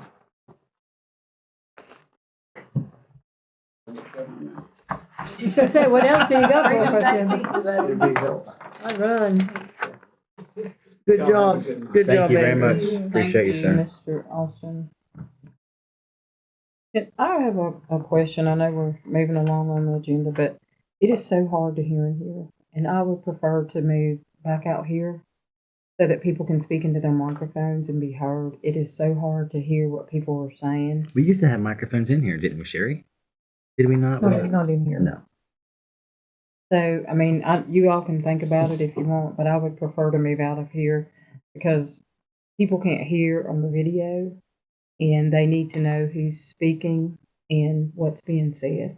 So I would prefer to move back out in front of the mic so that people can hear what's being said. And I have I know it's gonna be controversial. We're getting your seat. I do have The big seat now, Mr. I do Moore. have a concern about that, and I will say this. I think that you're being, and Paul back me up on this, you're being as transparent as possible when you have open doors here. And I only would suggest that you may not want to record these, as I suggested earlier, because you see how it's weaponized against you. People take things out of context. They do things that are contrary to what really is happening, and say things that are contrary to what's really happening. So I would suggest you may want to consider that. And your work sessions are where you guys get to work things out. You're not making final decisions, and you should be able to speak freely without having to worry about every word you're saying being used against you. So in your work sessions, as opposed to your council sessions, and Mr. Hand, you pointed this out, the work sessions were more functional, and that the council sessions are the ones where the business actually gets done, and that's a good thing. You may want to think about it. I think that's a good thing to consider. That doesn't mean that you know everyone can attend. If they're interested in attend your work session, they can attend and watch it, but you don't have to if you don't want to put it on. When I ran for office, people were concerned about what goes on back here. And even though we're being transparent, it's on video, that they are citizens and they want to know what's going on. And if they have concerns about being back here, I think that's something that we need to consider because we work for the citizens and not we ourselves. Well, I like to see microphones on this table, but it feels more intimate when I can talk to you, when I can see you. Out there, it feels I don't feel intimate with you, and I want to be able to talk with you on a more personal level, but we could put, Jeff, can you help me out? The little microphones that are sitting out there, couldn't we have 4 of these in the table? Right. I'm And asking. I respect that. Could we do But that they maybe? can't see everybody. When people, Oh, they can't. I see. well, because if I lean, they cannot see Mayor Taylor, they cannot see Miss Corbin, they cannot see Mr. Castle. And sometimes I have to lean because I can't hear You can't hear what's either. going on into But the I can't table. hear Can you out there hear either. Right. So that's just a concern. And I've watched the planning commission meetings, and you can't hear those either. Only because people are laying back in their chair, they're talking, and they forget that their microphones are here. It's just we all forget to do that. But I like the intimate space back here. However, I'm going to be easy. I'm not arguing on anything. It's just we could put some microphones in here. I've watched these online. I see everybody's face, but we have to be conscientious not to turn my back. I try to be conscientious of that as well. Just my thoughts on that. No, sir. Thank you. All right, we're gonna go back to the first page. Number E, Mayor Taylor, Number I E. think, number E. Continued discussion regarding the town's contributions to the community for fiscal year 2025, 26. I think that is coming up here, just the requests that we've had. You can see those. We put those in the budget presently. I just wanted you to be aware of that. And so unless you look through these and feel like you want to reduce them or increase them, we're going to put these in the budget as requested. I would like some conversation about all of those because all of those are asking for more money. And I think we should at least have a conversation about that. If it's working into the budget, or I don't know how we're doing on the budget. So I'm going to talk to you a little bit about that. Thank you. A little bit. Okay. Because that would determine whether they get in or not. Whether Five people that not people, but entities. right. You know, like this is an entity. Right. Is that right? Is it usually about 6. 5? We did 6 last year. Okay. And then last night we were asked by the scouts, not formally, but that was is that in here? That's in there. So that's included in the 6? No, I'm looking at last So we year. would need one more, which would be 6. I didn't see it on So there. you saying it was 5 last year, or you saying it's 5 now? Which one? No, I are you don't know saying? about now. Okay. 6. You I don't know Six about now. last year. I 6 think last year. over the years, it's been pretty straight Mhm. as far as, Some have gone, but don't. I mean, if it's Open Doors asking for, That was last year. Last year. They're We asking for only gave 2010. yeah, and now they're asking for 20 though, don't they? Mm-hmm. They asked for 20 last year. Last year. And 20 this year. This says 50. I'm confused. I'm sorry. Did they ask for They 50 asked for last 50. year? Mhm. 50 last year. Okay. Yeah. I thought they asked for but that 20 was the last first year. year That's that okay. we That's really okay. had I done just it, too, didn't say. for them, right? And then the other 6 that you all gave for the emergency. So you gave 16,000 to Hope last year. Do we want to go one by one, or how do we want to do that? I missed y'all's whole conversation there. I missed. It was just adding up how much we gave them last year. So what we put in the budget, and then we did the extra 6,000 when they came for housing for code. So it was 16,000. Yeah, we gave them 16 total with those Okay. 2 requests. One potential way we could try to sort this, because I know everybody's going to have opinions about which causes they prefer, is that potentially each council person could just send to staff what you would recommend personally, and then staff could potentially compile those, and then we could report out any trends or similarities or how you feel about it without us having to spend an hour talking about it. I don't know if that's one way to potentially organize ourselves. I did have a question on this particular one. I think Mrs. Patterson and I both, I remember being on council before, and this was in this brain injury. I don't know what's with We have that. citizens in our community that go there. Is that in Roanoke? Is it? Huh? Where is it located? I don't know where it's located, Well, but I know the letter that came from Roanoke, Right. and do we have local ties? We have local clients, yes, ma'am. I know one of them, and they do a great job in helping them. And we only give them $1,000, but I just didn't know Yes. what that was for. We did lose a police officer, too, also. Thank you. I just asked. You. No, Thank no, you. I I just didn't know. Mhm. Thank you. I appreciate because that's one I didn't really remember. They what it may, was I for. think they're based in Roanoke, and you know, I might not be completely correct, but I do know that there are citizens here that they help, and those contributions help the citizens that we have. Where is the sheet of what the training school was asking for? Is there another sheet? Am I missing? Yeah, I haven't put down what they're Oh. asking School is for. currently Do we know what asking they're for asking? 15,000. 15, and they had 10 last year. Is that And Elizabeth, not Elizabeth, the Edith I don't have Bowling, it. the Edith I Bowling. think it's from Wilson. another meeting. That's nice. That was from. It's in. I've got an email. Okay. It's in an email. I just. Sorry, Miss Johnson. They're all on. He can flip Oh, through. yeah. Well, there's a list here that like, What they're last asking year's. for. That was last year's, yes. Here you go. Last year they were. We They gave asked them, for 10 and we gave them They got 10. and now they're last asking year. for 12. And Well, last night. They asked for 2,500. Didn't they did. they? I would like to support that. I went to.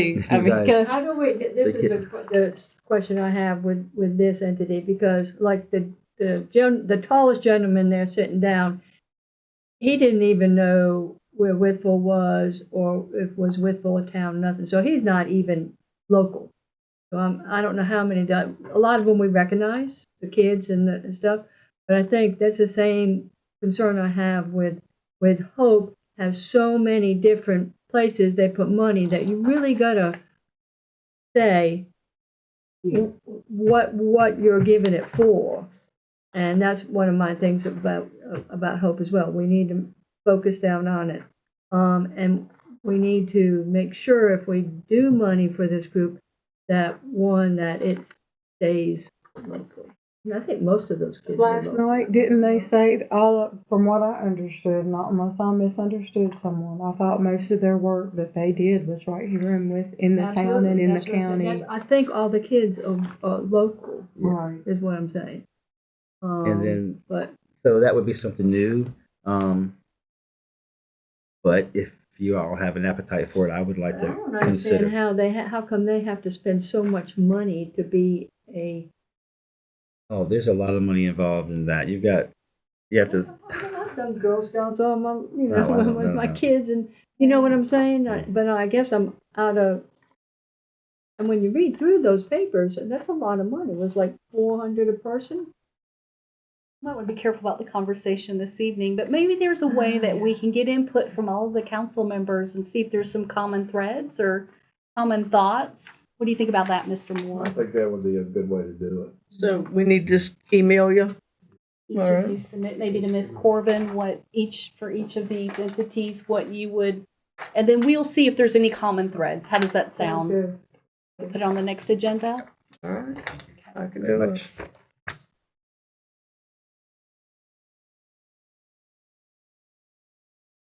All right, so we can move on off of that agenda piece, right? Next is continued discussion regarding proposed town volunteer days. Yeah, we had a request that we consider giving a volunteer day to employees if they wanted to volunteer. And I think that was Ms. Atkins' idea, if she wants to elaborate on that. But it did, Raised a few eyebrows. it is something that we Sorry. might consider. You should have got off that night if you weren't feeling good. No, I'm joking. I'm joking. I just, once again, I just would like to bring this forth. I know some people are, someone, at least I know, is not a fan of 2 days, but I would like to see this become part of one of our employee benefits. Now, whether or not we need to adjust it to 1 day, I am willing to compromise. I'd really like not to, but,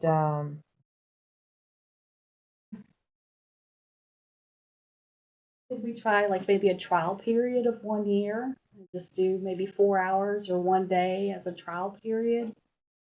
Then evaluate it in a year? I think that sounds an excellent idea. Probably one day. See, I mean, not everybody, not all 300 employees are going to volunteer. You know, I would just like to see it considered. I have a question. Did Miss Hildreth have a way that it could be monitored to make sure? I think they had to, Mr. Castle, I think she brought something up. I forwarded to Ms. Heldreth the state policies I was able to locate. So I know she was looking at those to develop a policy for you. And those policies did have some requirements in to show that it was actually done. What was said to be done was done. There were requirements on demonstrating that you actually did volunteer work, and we could make sure that that's in the policy. That there's sign off from. And I'll give you an example. You know, when people do community service as part of the court system, there's sign off of the person that does community service. Falsify that.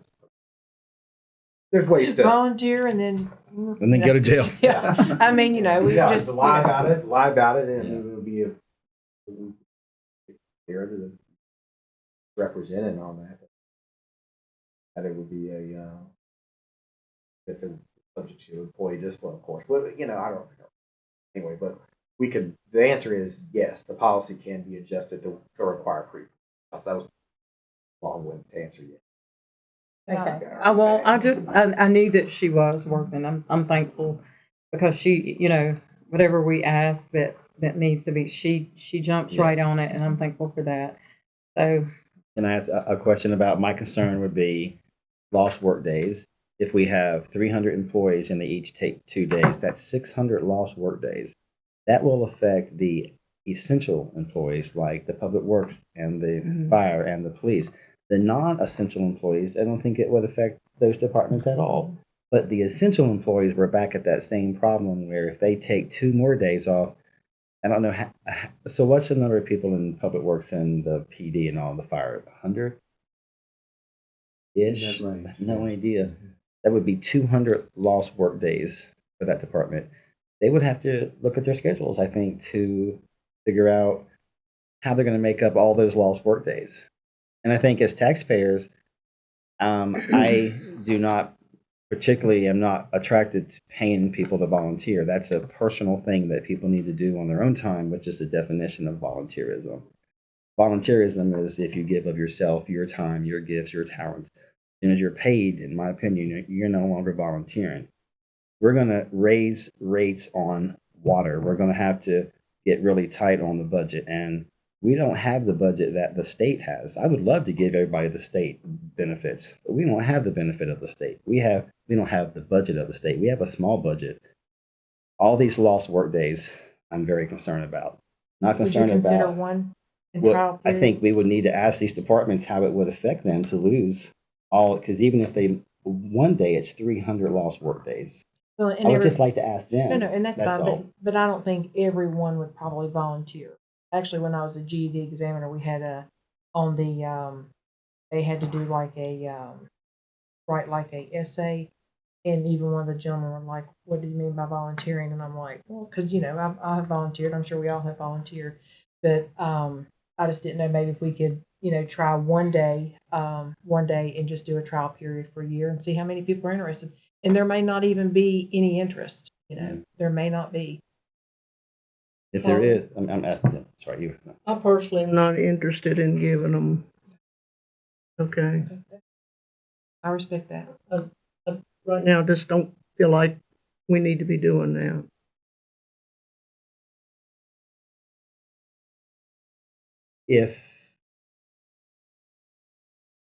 Well, let me. That's fine. I mean, it's No, fine. And no, it's just we're talking about it. I'm hoping to get some Dr. Taylor to hear what your thoughts were on it. Well, I'm not warm and fuzzy about it, but, you know, I try to support you all, but I think right now, budget issues budget issues, and that seems like a small one, but it does, No, it that's does. fine. I can bring it back up, maybe in 6 months. Can we maybe bring it back around and look at it later on? And That's the fine. budget may be decent this year, it may not be so bad.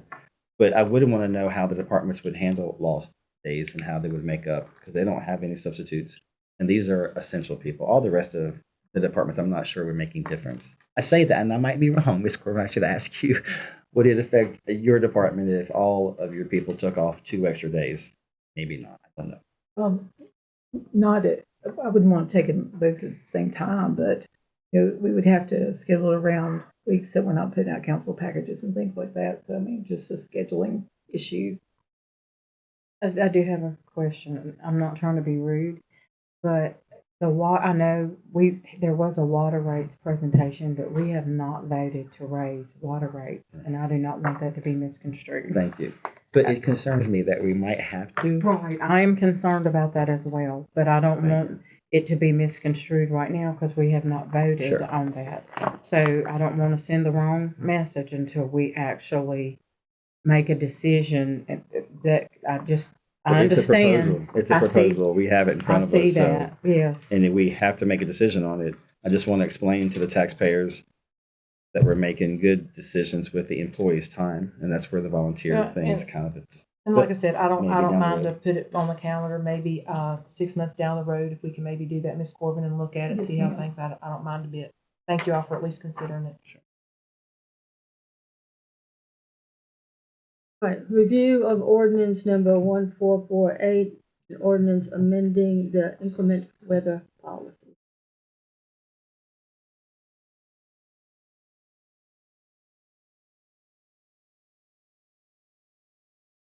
I guess I I'm can. just pulling this up. No, but, no, that's fine. I did have a couple employees reach out to me, and they were under the understanding that maybe before, and I'm not for sure, I've not looked or backtracked or anything like that, that Public Works Department, I think, thought maybe they had gotten paid before, and then they had gotten an email stating that they wouldn't be paid, I guess, when we closed the office and things like that. And that was just, just my concern that I like to try to be fair and equal. So I guess we were going to look at maybe going back and paying them, even though it doesn't happen often. I can't remember how many times it's ever happened often, but I know it has happened. Closing the office if the town manager requests it. Didn't we agree? We agreed. I thought we were Agreed all to on the that. same page. It Right. wasn't just a one-person deal. I mean, I had brought it up as well, Right. and I thought we were all Well, going to have I it. was waiting Right, for somebody to speak, and I right. thought, okay, I will. Well, no, we were going to have a discussion about it, is my understanding, that it wasn't a one-person Yeah. deal. I think we were all in it together because I received information as well. And so I think that we had discussed it and we were going to have a conversation about it. You'll notice the ordinance effective date. It says February 10th of 2025, and I think that goes back to the day it was posted, is that right? And so that's why Sherry and I, when we drafted this, taking into account your considerations, we had and we can backdate the effective date for you on this type of ordinance. So we've done that for you. And does that satisfy your concern? And that's fine. I didn't mean to take the lead. I was just waiting for somebody else, and nobody did. And I thought, oh crap, I better start. Everybody see that there on the bottom? Sherry and I took that into account because what you all said. I'm sorry, I jumped the gun. I'm sorry. That's perfect. Perfect. Thank you. I'm sorry. I just wanted to point out, if you notice, it says compensatory leave. So they will get Day hours for day. Yeah. and not And that, not like cash. added. Yes, I mean, I think that I'm That's okay. still I'm okay with that. But everybody, I mean, I think that's what they. That's what I think that's what they that's what talked we about. had talked about. Yeah. yeah. And Vice Mayor, I wouldn't take. I figured somebody would speak up, and I thought, okay. Yeah, we had already I spoken. think we've got it. I think we've got it. So this will be at your April 14th meeting for adoption. Okay. Thank you. So then the employees that actually work, they will get. Mhm. They'll get Okay. the compensatory. February 10th is the day. So they get hours and no pay, not to pay. Yes. You good on that? Yep.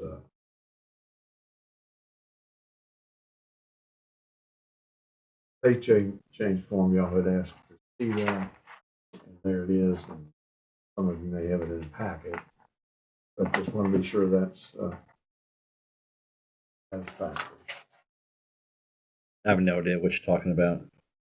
What is it? A pay? This is for Pay. You asked for appointed employees that they.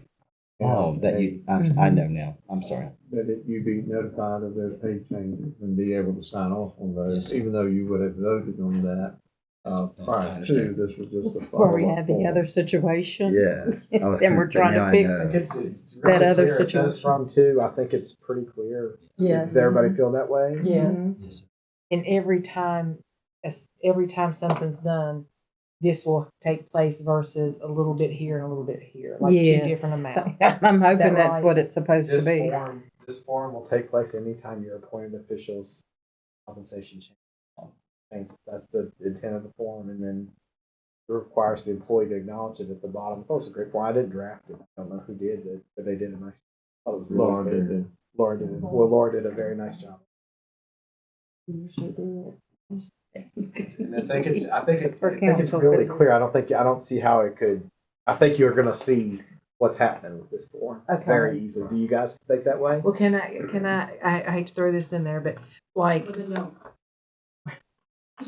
well, before I sign off on this one, because I just want to make sure, like, if we are talking about one amount, we will only talk about that one amount, and then when they have their evaluations, in another form. Okay, I just want to make sure. Thank you. Thank you. Yeah. Thank you. There will not be any other amounts listed under other. It's what it will be listed where it is supposed to be listed, not under no other. The other is just the reason for the change. It's not the amount change. The amount change is under the from to column. You see that? So I don't. If you see a number on that other, then don't sign it. Because it's not designed. The form's not designed to have a number there. Paying attention to forms now. Yeah, thank you. Great job.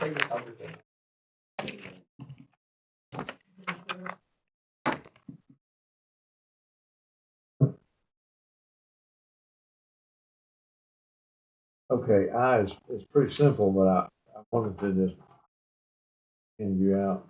It kind of brings us a little up there. These are two at a time, so please pass them to you.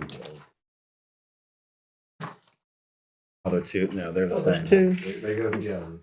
I'm good. You sure? Yeah, two. You're good, buddy. There you go. Mayor Taylor. He's got more. Yeah, Okay, I'm sorry. I apologize. Just to give you a little heads up on the way the budget is looking right now, we told you before we thought we had a deficit of about 5 million, and we've made some discoveries there where it looks like we're now down to about 1.741 million. That's better. Which is much improved over the past situation. On the second sheet, I just wanted to tell you generally what some of these things include. From revenues, it's somewhat conservative, but it is based on the 24, 25, sorry, it's based on the 23, 24, and that is incorrect, 23, 24 budget situation, what we received in that fiscal year. It includes a loan that was made for the Lots Gap tank, which is not presently going to be built anytime soon, it looks like. We're waiting on approval from DHCD for their portion of the funding, and they are looking to have a water user before they will give their funding. So it's a project on hold, but so you have to remember that $2.5 million of reserves is really a loan which you will have to pay back. And it includes $209,000 in community contributions, which is the list we just talked about. But we had to stick something in there, so that's what that. On the expense side, it includes a 3% cost of living increase for all employees. Everybody, and the holiday bonus which you gave, It includes a position for a clerk for public works so they can better track their funding for VDOT. But one of the cited things on the audit, it includes the new town manager's salary, public works director's salary, an increase for downtown Wytheville for events, and a portion of what it might cost to rebuild the clarifiers. We anticipated $600,000 for design and $1,500,000 for construction, which may or may not get completed this year, but we anticipate that much of it could be done before you end the fiscal year. And it includes a pump station rebuild on pump station number 6. And this was something we just talked about at a little bit higher rate, a council development fund, which would give each council member approximately $20,000 for special projects they want to do upon full approval of the council. 20,000. Yeah, we had talked about 25, but we're trying to whittle this down some. So those are some highlights of this budget, but you see we have a fair amount to go yet because we still have a $1.74 million deficit. That's When, information. how soon will we see like capital improvement ideals that they're asking? Is that coming? We have Soon. reviewed Just most so of curious. those, and we have tried to discourage any because of the deficit and tried to get them to utilize the present budget they have to finalize those projects. Thus far, that looks pretty promising, but there are a few that we may have to add to it. We're going to try to whittle that down to half a dozen at the best. Wayne and Angela have been working on that along with me, and it's an awesome task, and really today was the first clear day I've had just to sit down and go through that and feel more comfortable with it. Thanks for all your work. Thanks, everybody. We really appreciate it. Can I ask a question of something I brought up before about the cost of living raise? Cost of living raise, the COLA raise. I'll try to speak up. I'm sorry. The pattern has been in the past that we give 3%, and then every 5 years we have to have a Bolton study because we're behind. And the question is that I wanted to know is, are we given enough raise so that in 5 years we don't have to have a Bolton study? In order to stay current, it looks like the pattern in the past is the town is getting behind each year. Then after 5 years, we have to catch up real quick and take care of everybody's pay. There was a study done when I served. It wasn't called the Bolton, but it was the same thing that was done in 2017. And then you all have this one done. My question is this enough annual raise to keep us current and to keep our employees here? I'm just asking because we get behind. It's a pattern, and it would be nice to break that pattern. Even if it were 3.5%, is there a number that we need to consider to keep us out of that situation in the future? I believe this was the CPI. yeah, this was the federal COLA increase that we saw. Instead For of, the present year. I'm sorry, I'm so sorry. Instead of spending that money to have a study done, can our staff not do? Sometimes you can pull. I mean, I know you can go in and you can pull the salaries and the numbers. That would save us a tremendous amount of money. I'd rather get that money to them. If we do that in-house and, have our staff looking to see where the increases are so that we make sure that we're not falling behind versus paying out a whole lot of money.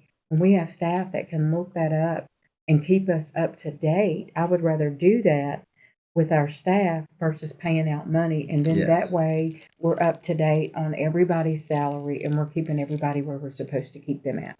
And there's only certain departments that seem to get behind. It's not everybody. So I like that idea of the departments that we get behind are on our fire and safety, police. We get behind on those probably more, and the public works people. Maybe the 3%.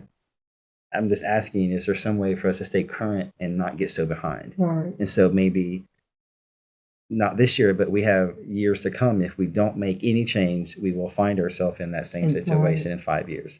Right. Actually, I was gonna suggest, since we aren't as bad as we thought we were, looking at, maybe we were looking at what, 5?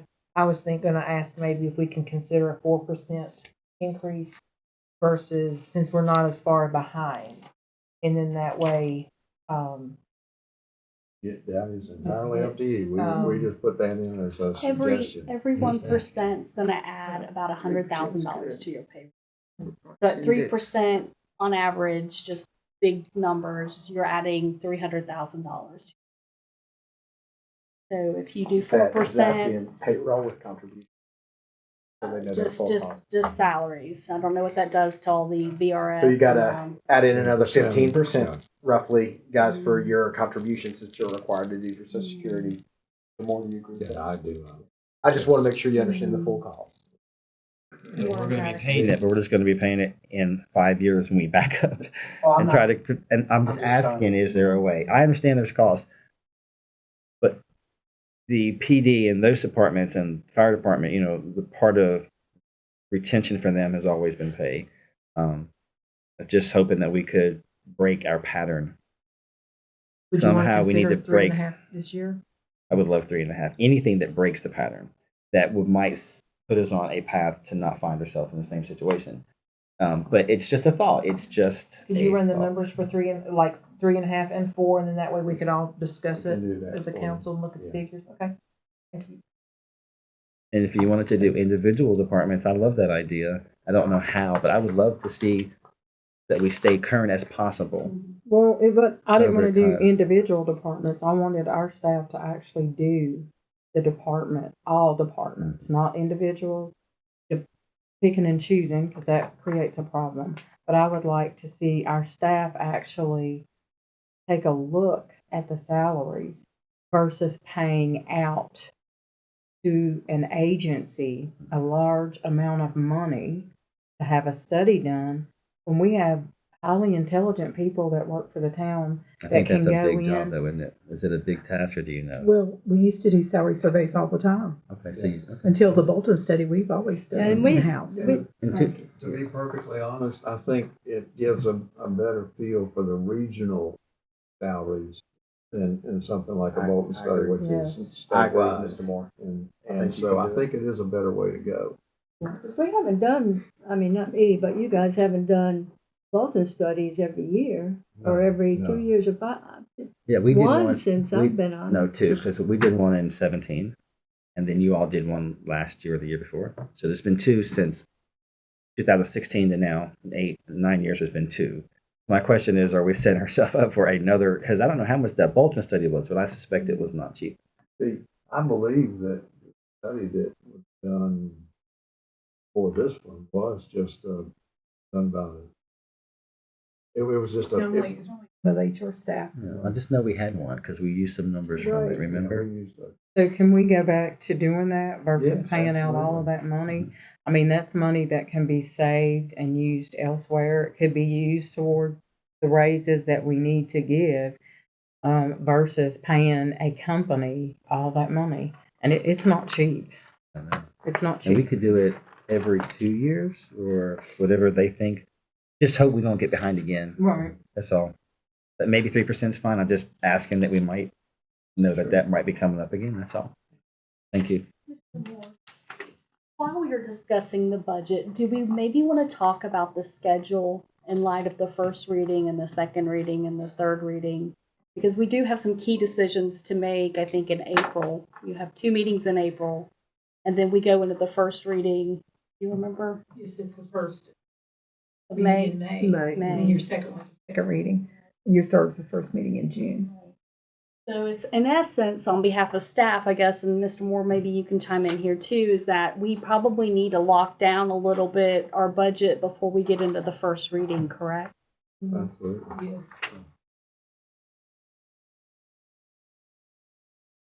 We will try to get you a draft of that pretty soon, so you can do that, but it's been a little challenging. Like,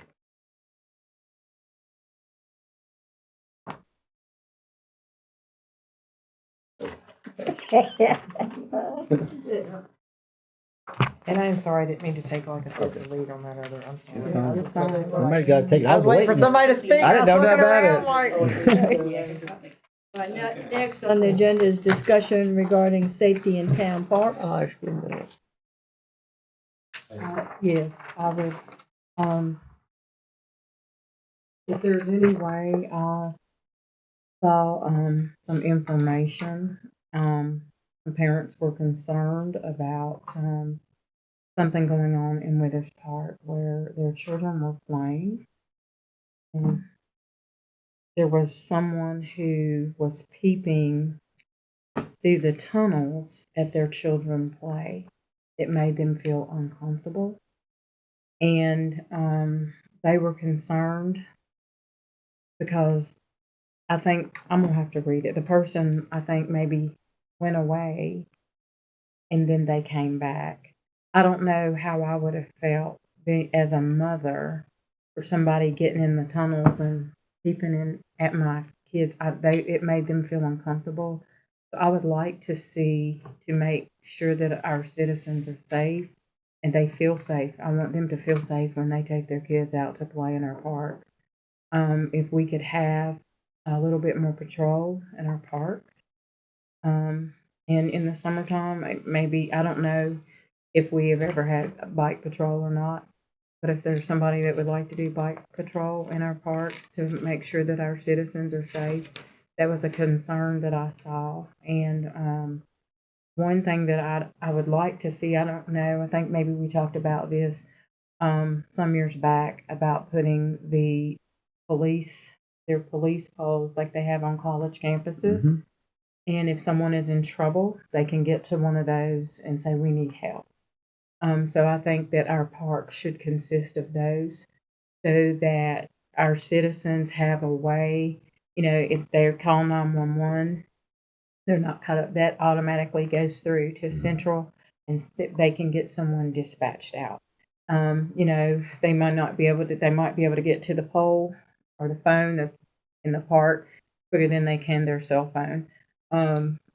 But I want to provide safety to our citizens when they are in our parks. I don't know what the situation, totally was or why the individual was doing that, but I do want people to feel safe in our town. That's important. Safety is a big concern for me. I want people to feel safe. If they are paying taxes here, they pay taxes to our town and they should feel safe in our town. So I would like to, if someone on staff could take a look at those police poles and see how much they cost. And if we could have more patrol in the park, I would appreciate that.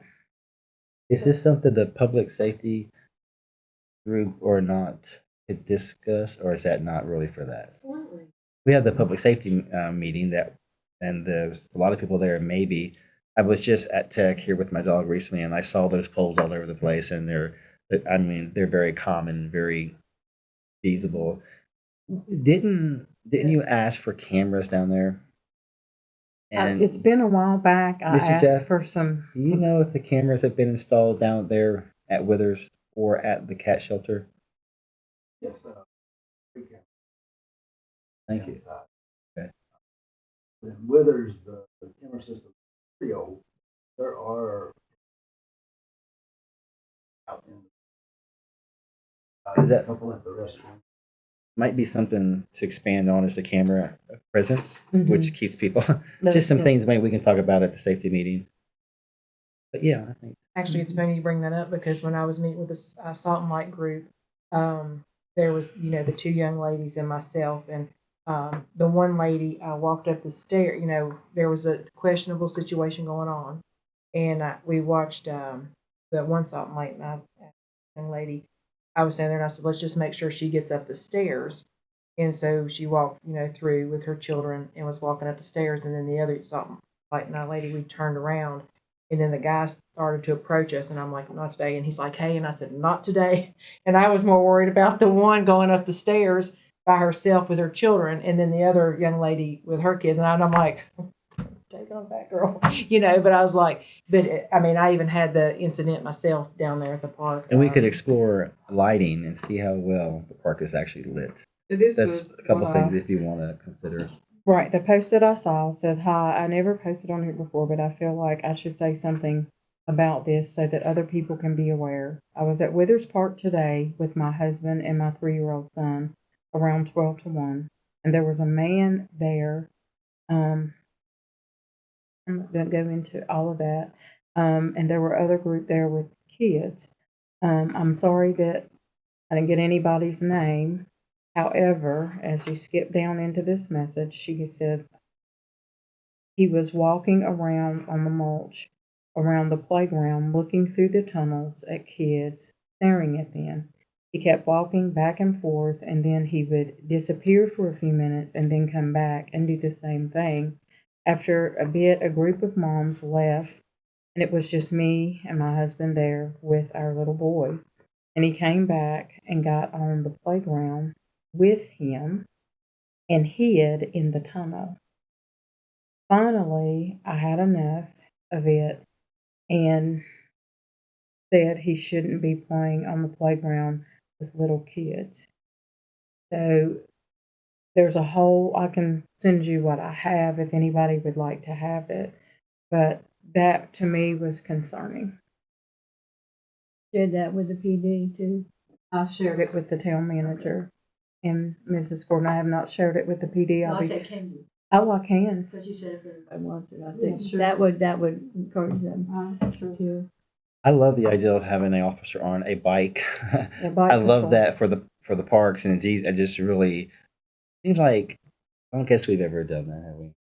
I think Seems like we had somebody on a we I bike. thought we had did some have a police- bike patrol At at one time. one I'm not time. sure. I can't remember. There That- was some events down Main Okay. Street, I think. That we yeah. kind of, because that works well in the parks, obviously. So Crystal Springs has had, I don't know if they still have those poles, you know, because they were out there and they can't really get to anything. But they kept getting vandalized. And I don't know if there's an active one out there or not. Do you want them in what parks? Or you want to start with this park? I don't know how many people play. There's no place. Right. I would like to see them in all parks. Even there, I don't know if there's a way that we can put a camera up at Crystal Springs. That way you're able to see who is vandalizing the poles, and then, you know, that information can be passed on to our police department when people are vandalizing, the safety measures that we put in place for people to be safe.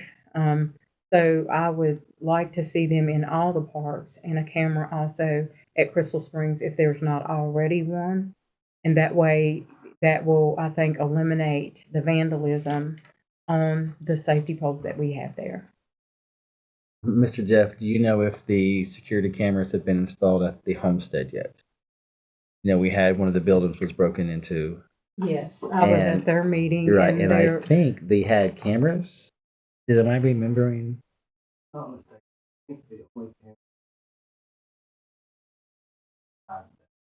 It seems like when we were told that we broke into, what meeting was I in, that maybe they requested, anyway, there may be some more cameras out there in that right, park. we as well. met on Friday, and that was a part of the discussion Okay. about some of the cameras. However, they were not able to, I don't know if they were not able to see, but they have come up with another measure Good. to be able to have cameras out there. And I think that that's going to work out great for them. Great. Very good. All right, thank you. Next discussion regarding donations to the town. No, we didn't. And it's right up there. Years ago, we composed this little graph for donations, and look at it and see what you think.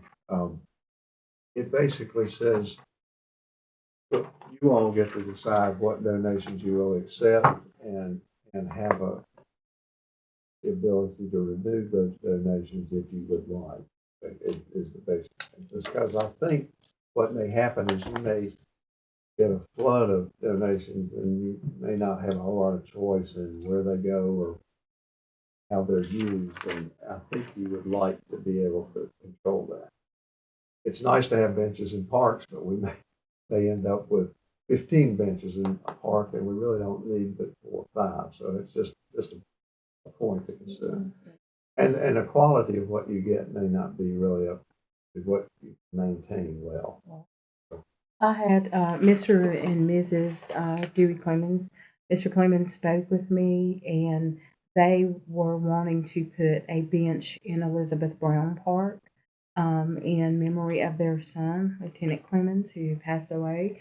They wanted council to have a discussion about that. They are willing to pay for the bench and the plaque to go on the bench, but they would like for the town to install the bench in the park. So if that's something you all would like to think about, maybe we can put it on. I can get more information from him. Maybe they can come and do a presentation, and then council can decide what they would like to do. But I think that is great because he served our town well. So we had a beautification task force that was a group of people that all of those things would come before when I started the first time, and we would discuss them, and then we would bring it to the council after we saw the plan and we realized it was good. But anytime somebody wants to give a gift, I want to have a policy that we open to that. And I love our benches in the park are looking rough. We need 15 actually, if we could get 15. But I love that people can honor people they love and also give a gift to the town. And there was a time that the town wasn't so receptive to that. I think it's a great idea.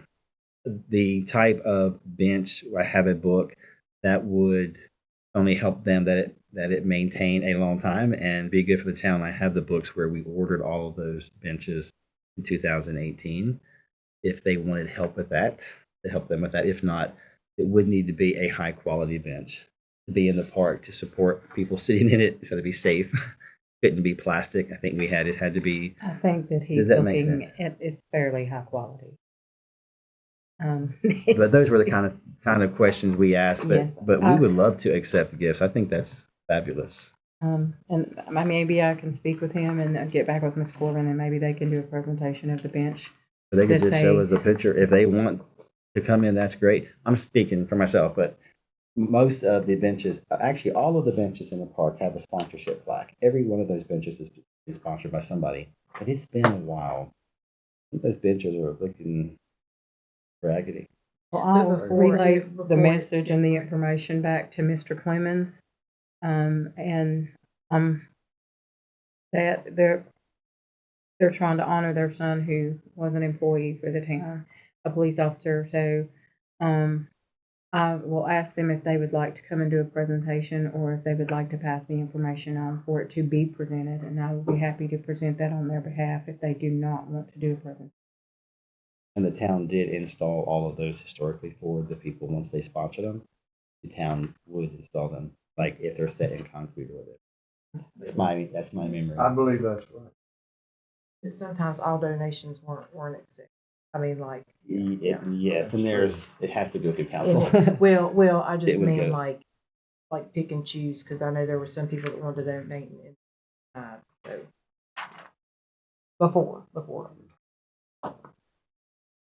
You may want to consider this as something you would at least informally adopt as a way to accept things, and that's not trying to cut anybody off, it's just saying it does give you some discretion as what is donated. So take a look at this and see what you think, and we can modify however you like. Right, I think we're down to council member time, which we had last night, and then we just had 2 hours of it, but it's. In other words, We still have to shut go up. into, we still have to Be go into quiet. closed session. I understand. I would like to bring one thing up. Like a street crossing way, and I know I've emailed Miss Corbin, we've sort of talked about it back and forth. Some type of button to have people get across down here. I know there was a horrible wreck many years ago.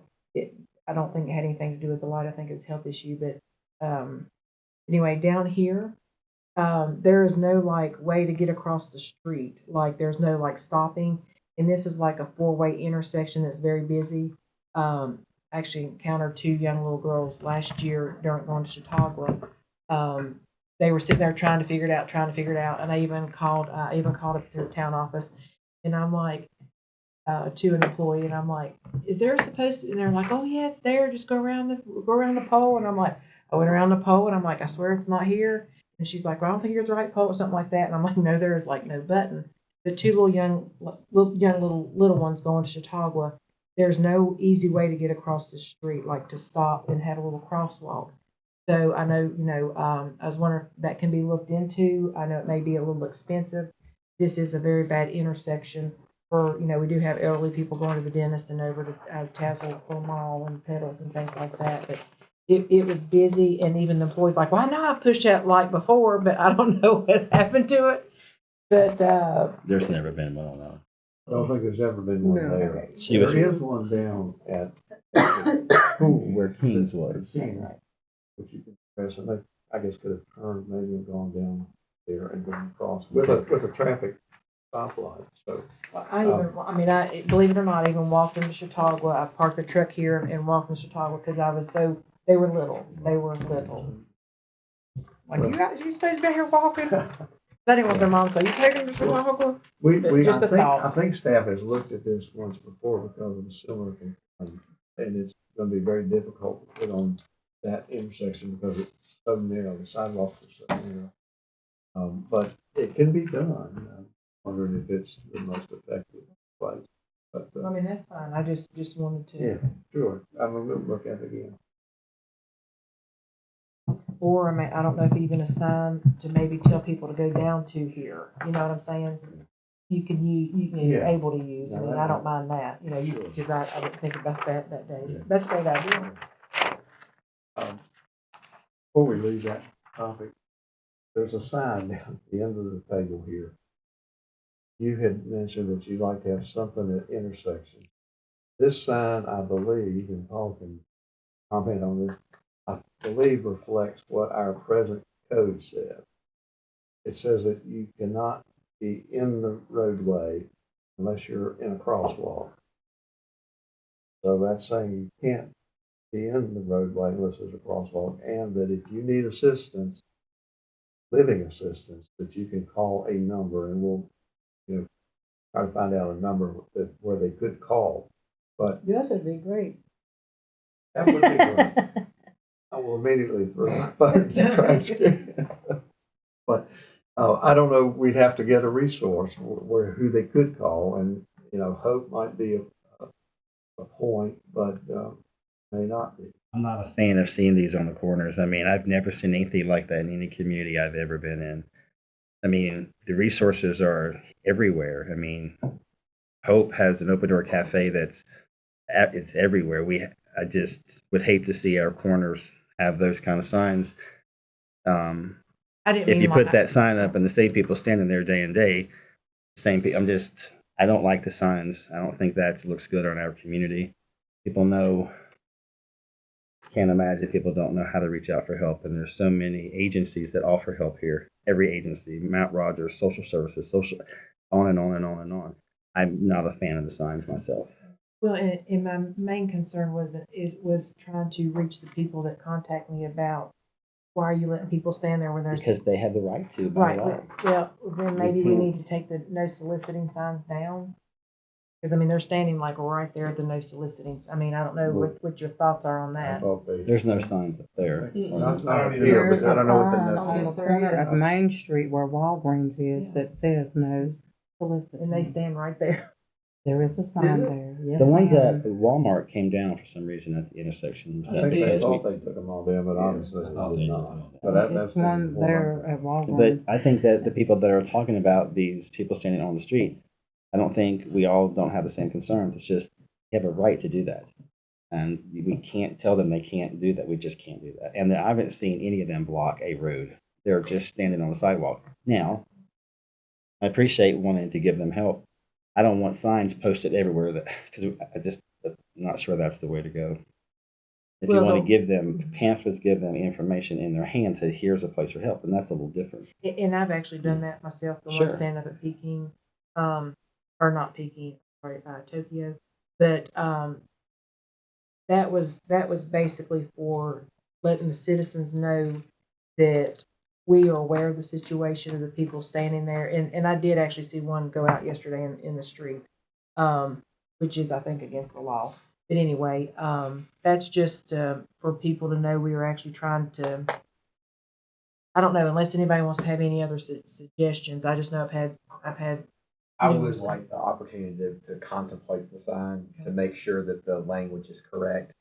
We don't want to put a misstatement. So I'm not sure if walking into the street, except for at crosswalks, I want to look at that. If you guys will give me time when I just let me look at it. Well, not time, but when I'm trying to think that through here, and I would love to have the statute in front of me and look at it, make sure it's good. And I know I would love the chance to do that, guys. So if we could just put you on the spot. we could just put it off to another. And I'll take You any put it off to the next suggestions. work session. I'll be happy to look at it and let you know. Hey, is this sign even accurate before you decide if you want to put them up or not? The city of Waynesboro sign says, please do not donate to persons in the median. For assistance or donation information, please call. That's a safety. It's a safety So that's a issue. safety issue. And that's remember when I told you when you asked me about this is that we have the right to regulate the safety issues associated with it. And so that sign definitely is a closer because what it does is you don't want people to get hit in the road or to cause an accident in the road. And that's the way our statute is designed. It was drafted. I was told it was drafted by Ms. Clayton, and then it did look like that it was compliant. The ordinance I saw looked like it was compliant with the Supreme Court decision. So what's allowed and not allowed.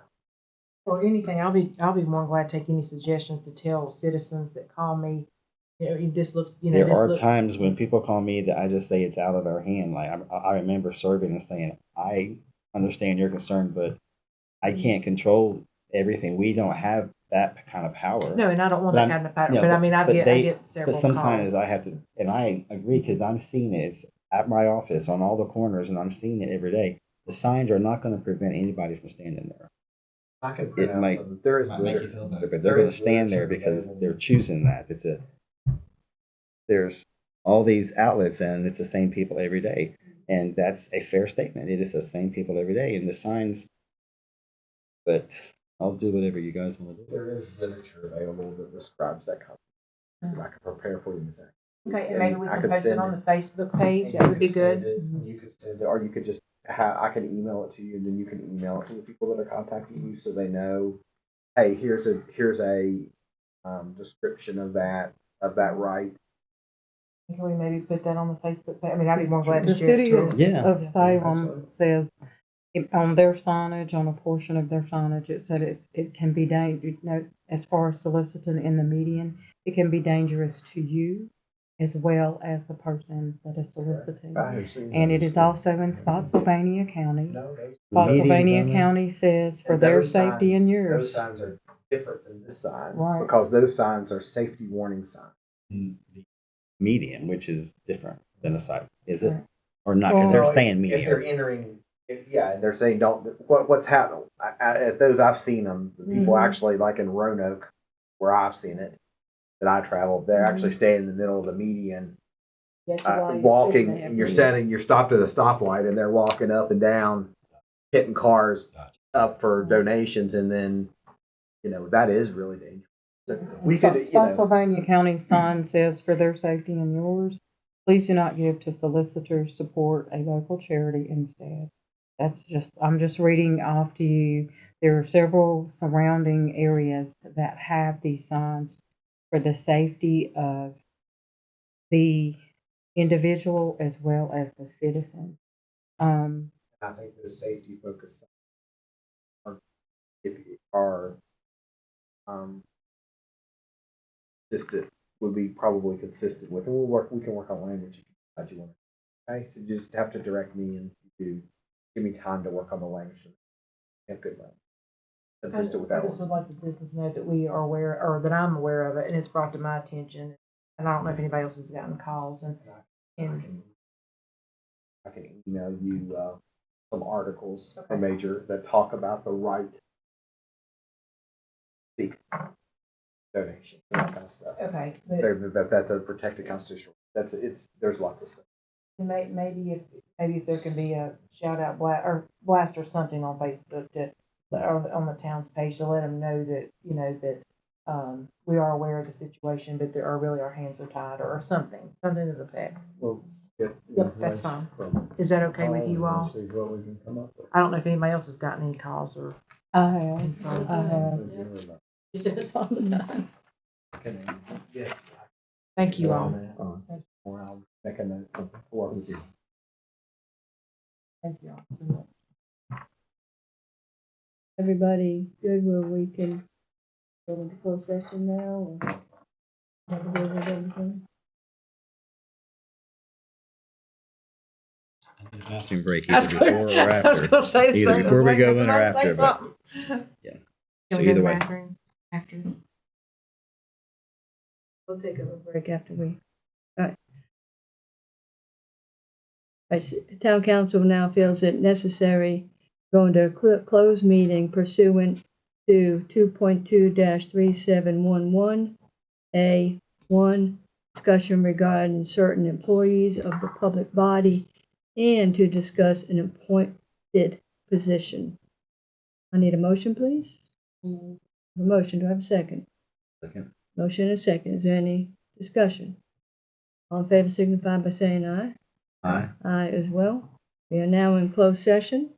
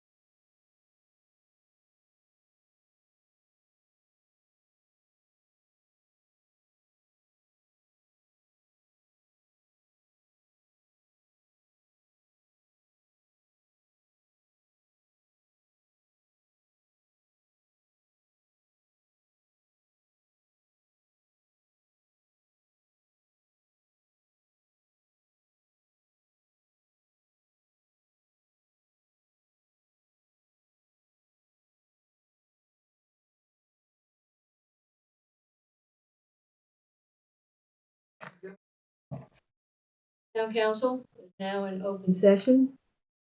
I'll need a motion, which is going to be necessary to certify that only matters lawfully convening in the open session were discussed. Need a motion, please? I so move. I have a motion. Do I have a second? Motion and a second. Any discussion? Here now, I need a roll call vote. Addison, aye. And I. Taylor, aye. Open session and not having anything else to come before council, we are adjourned. Don't nobody call me.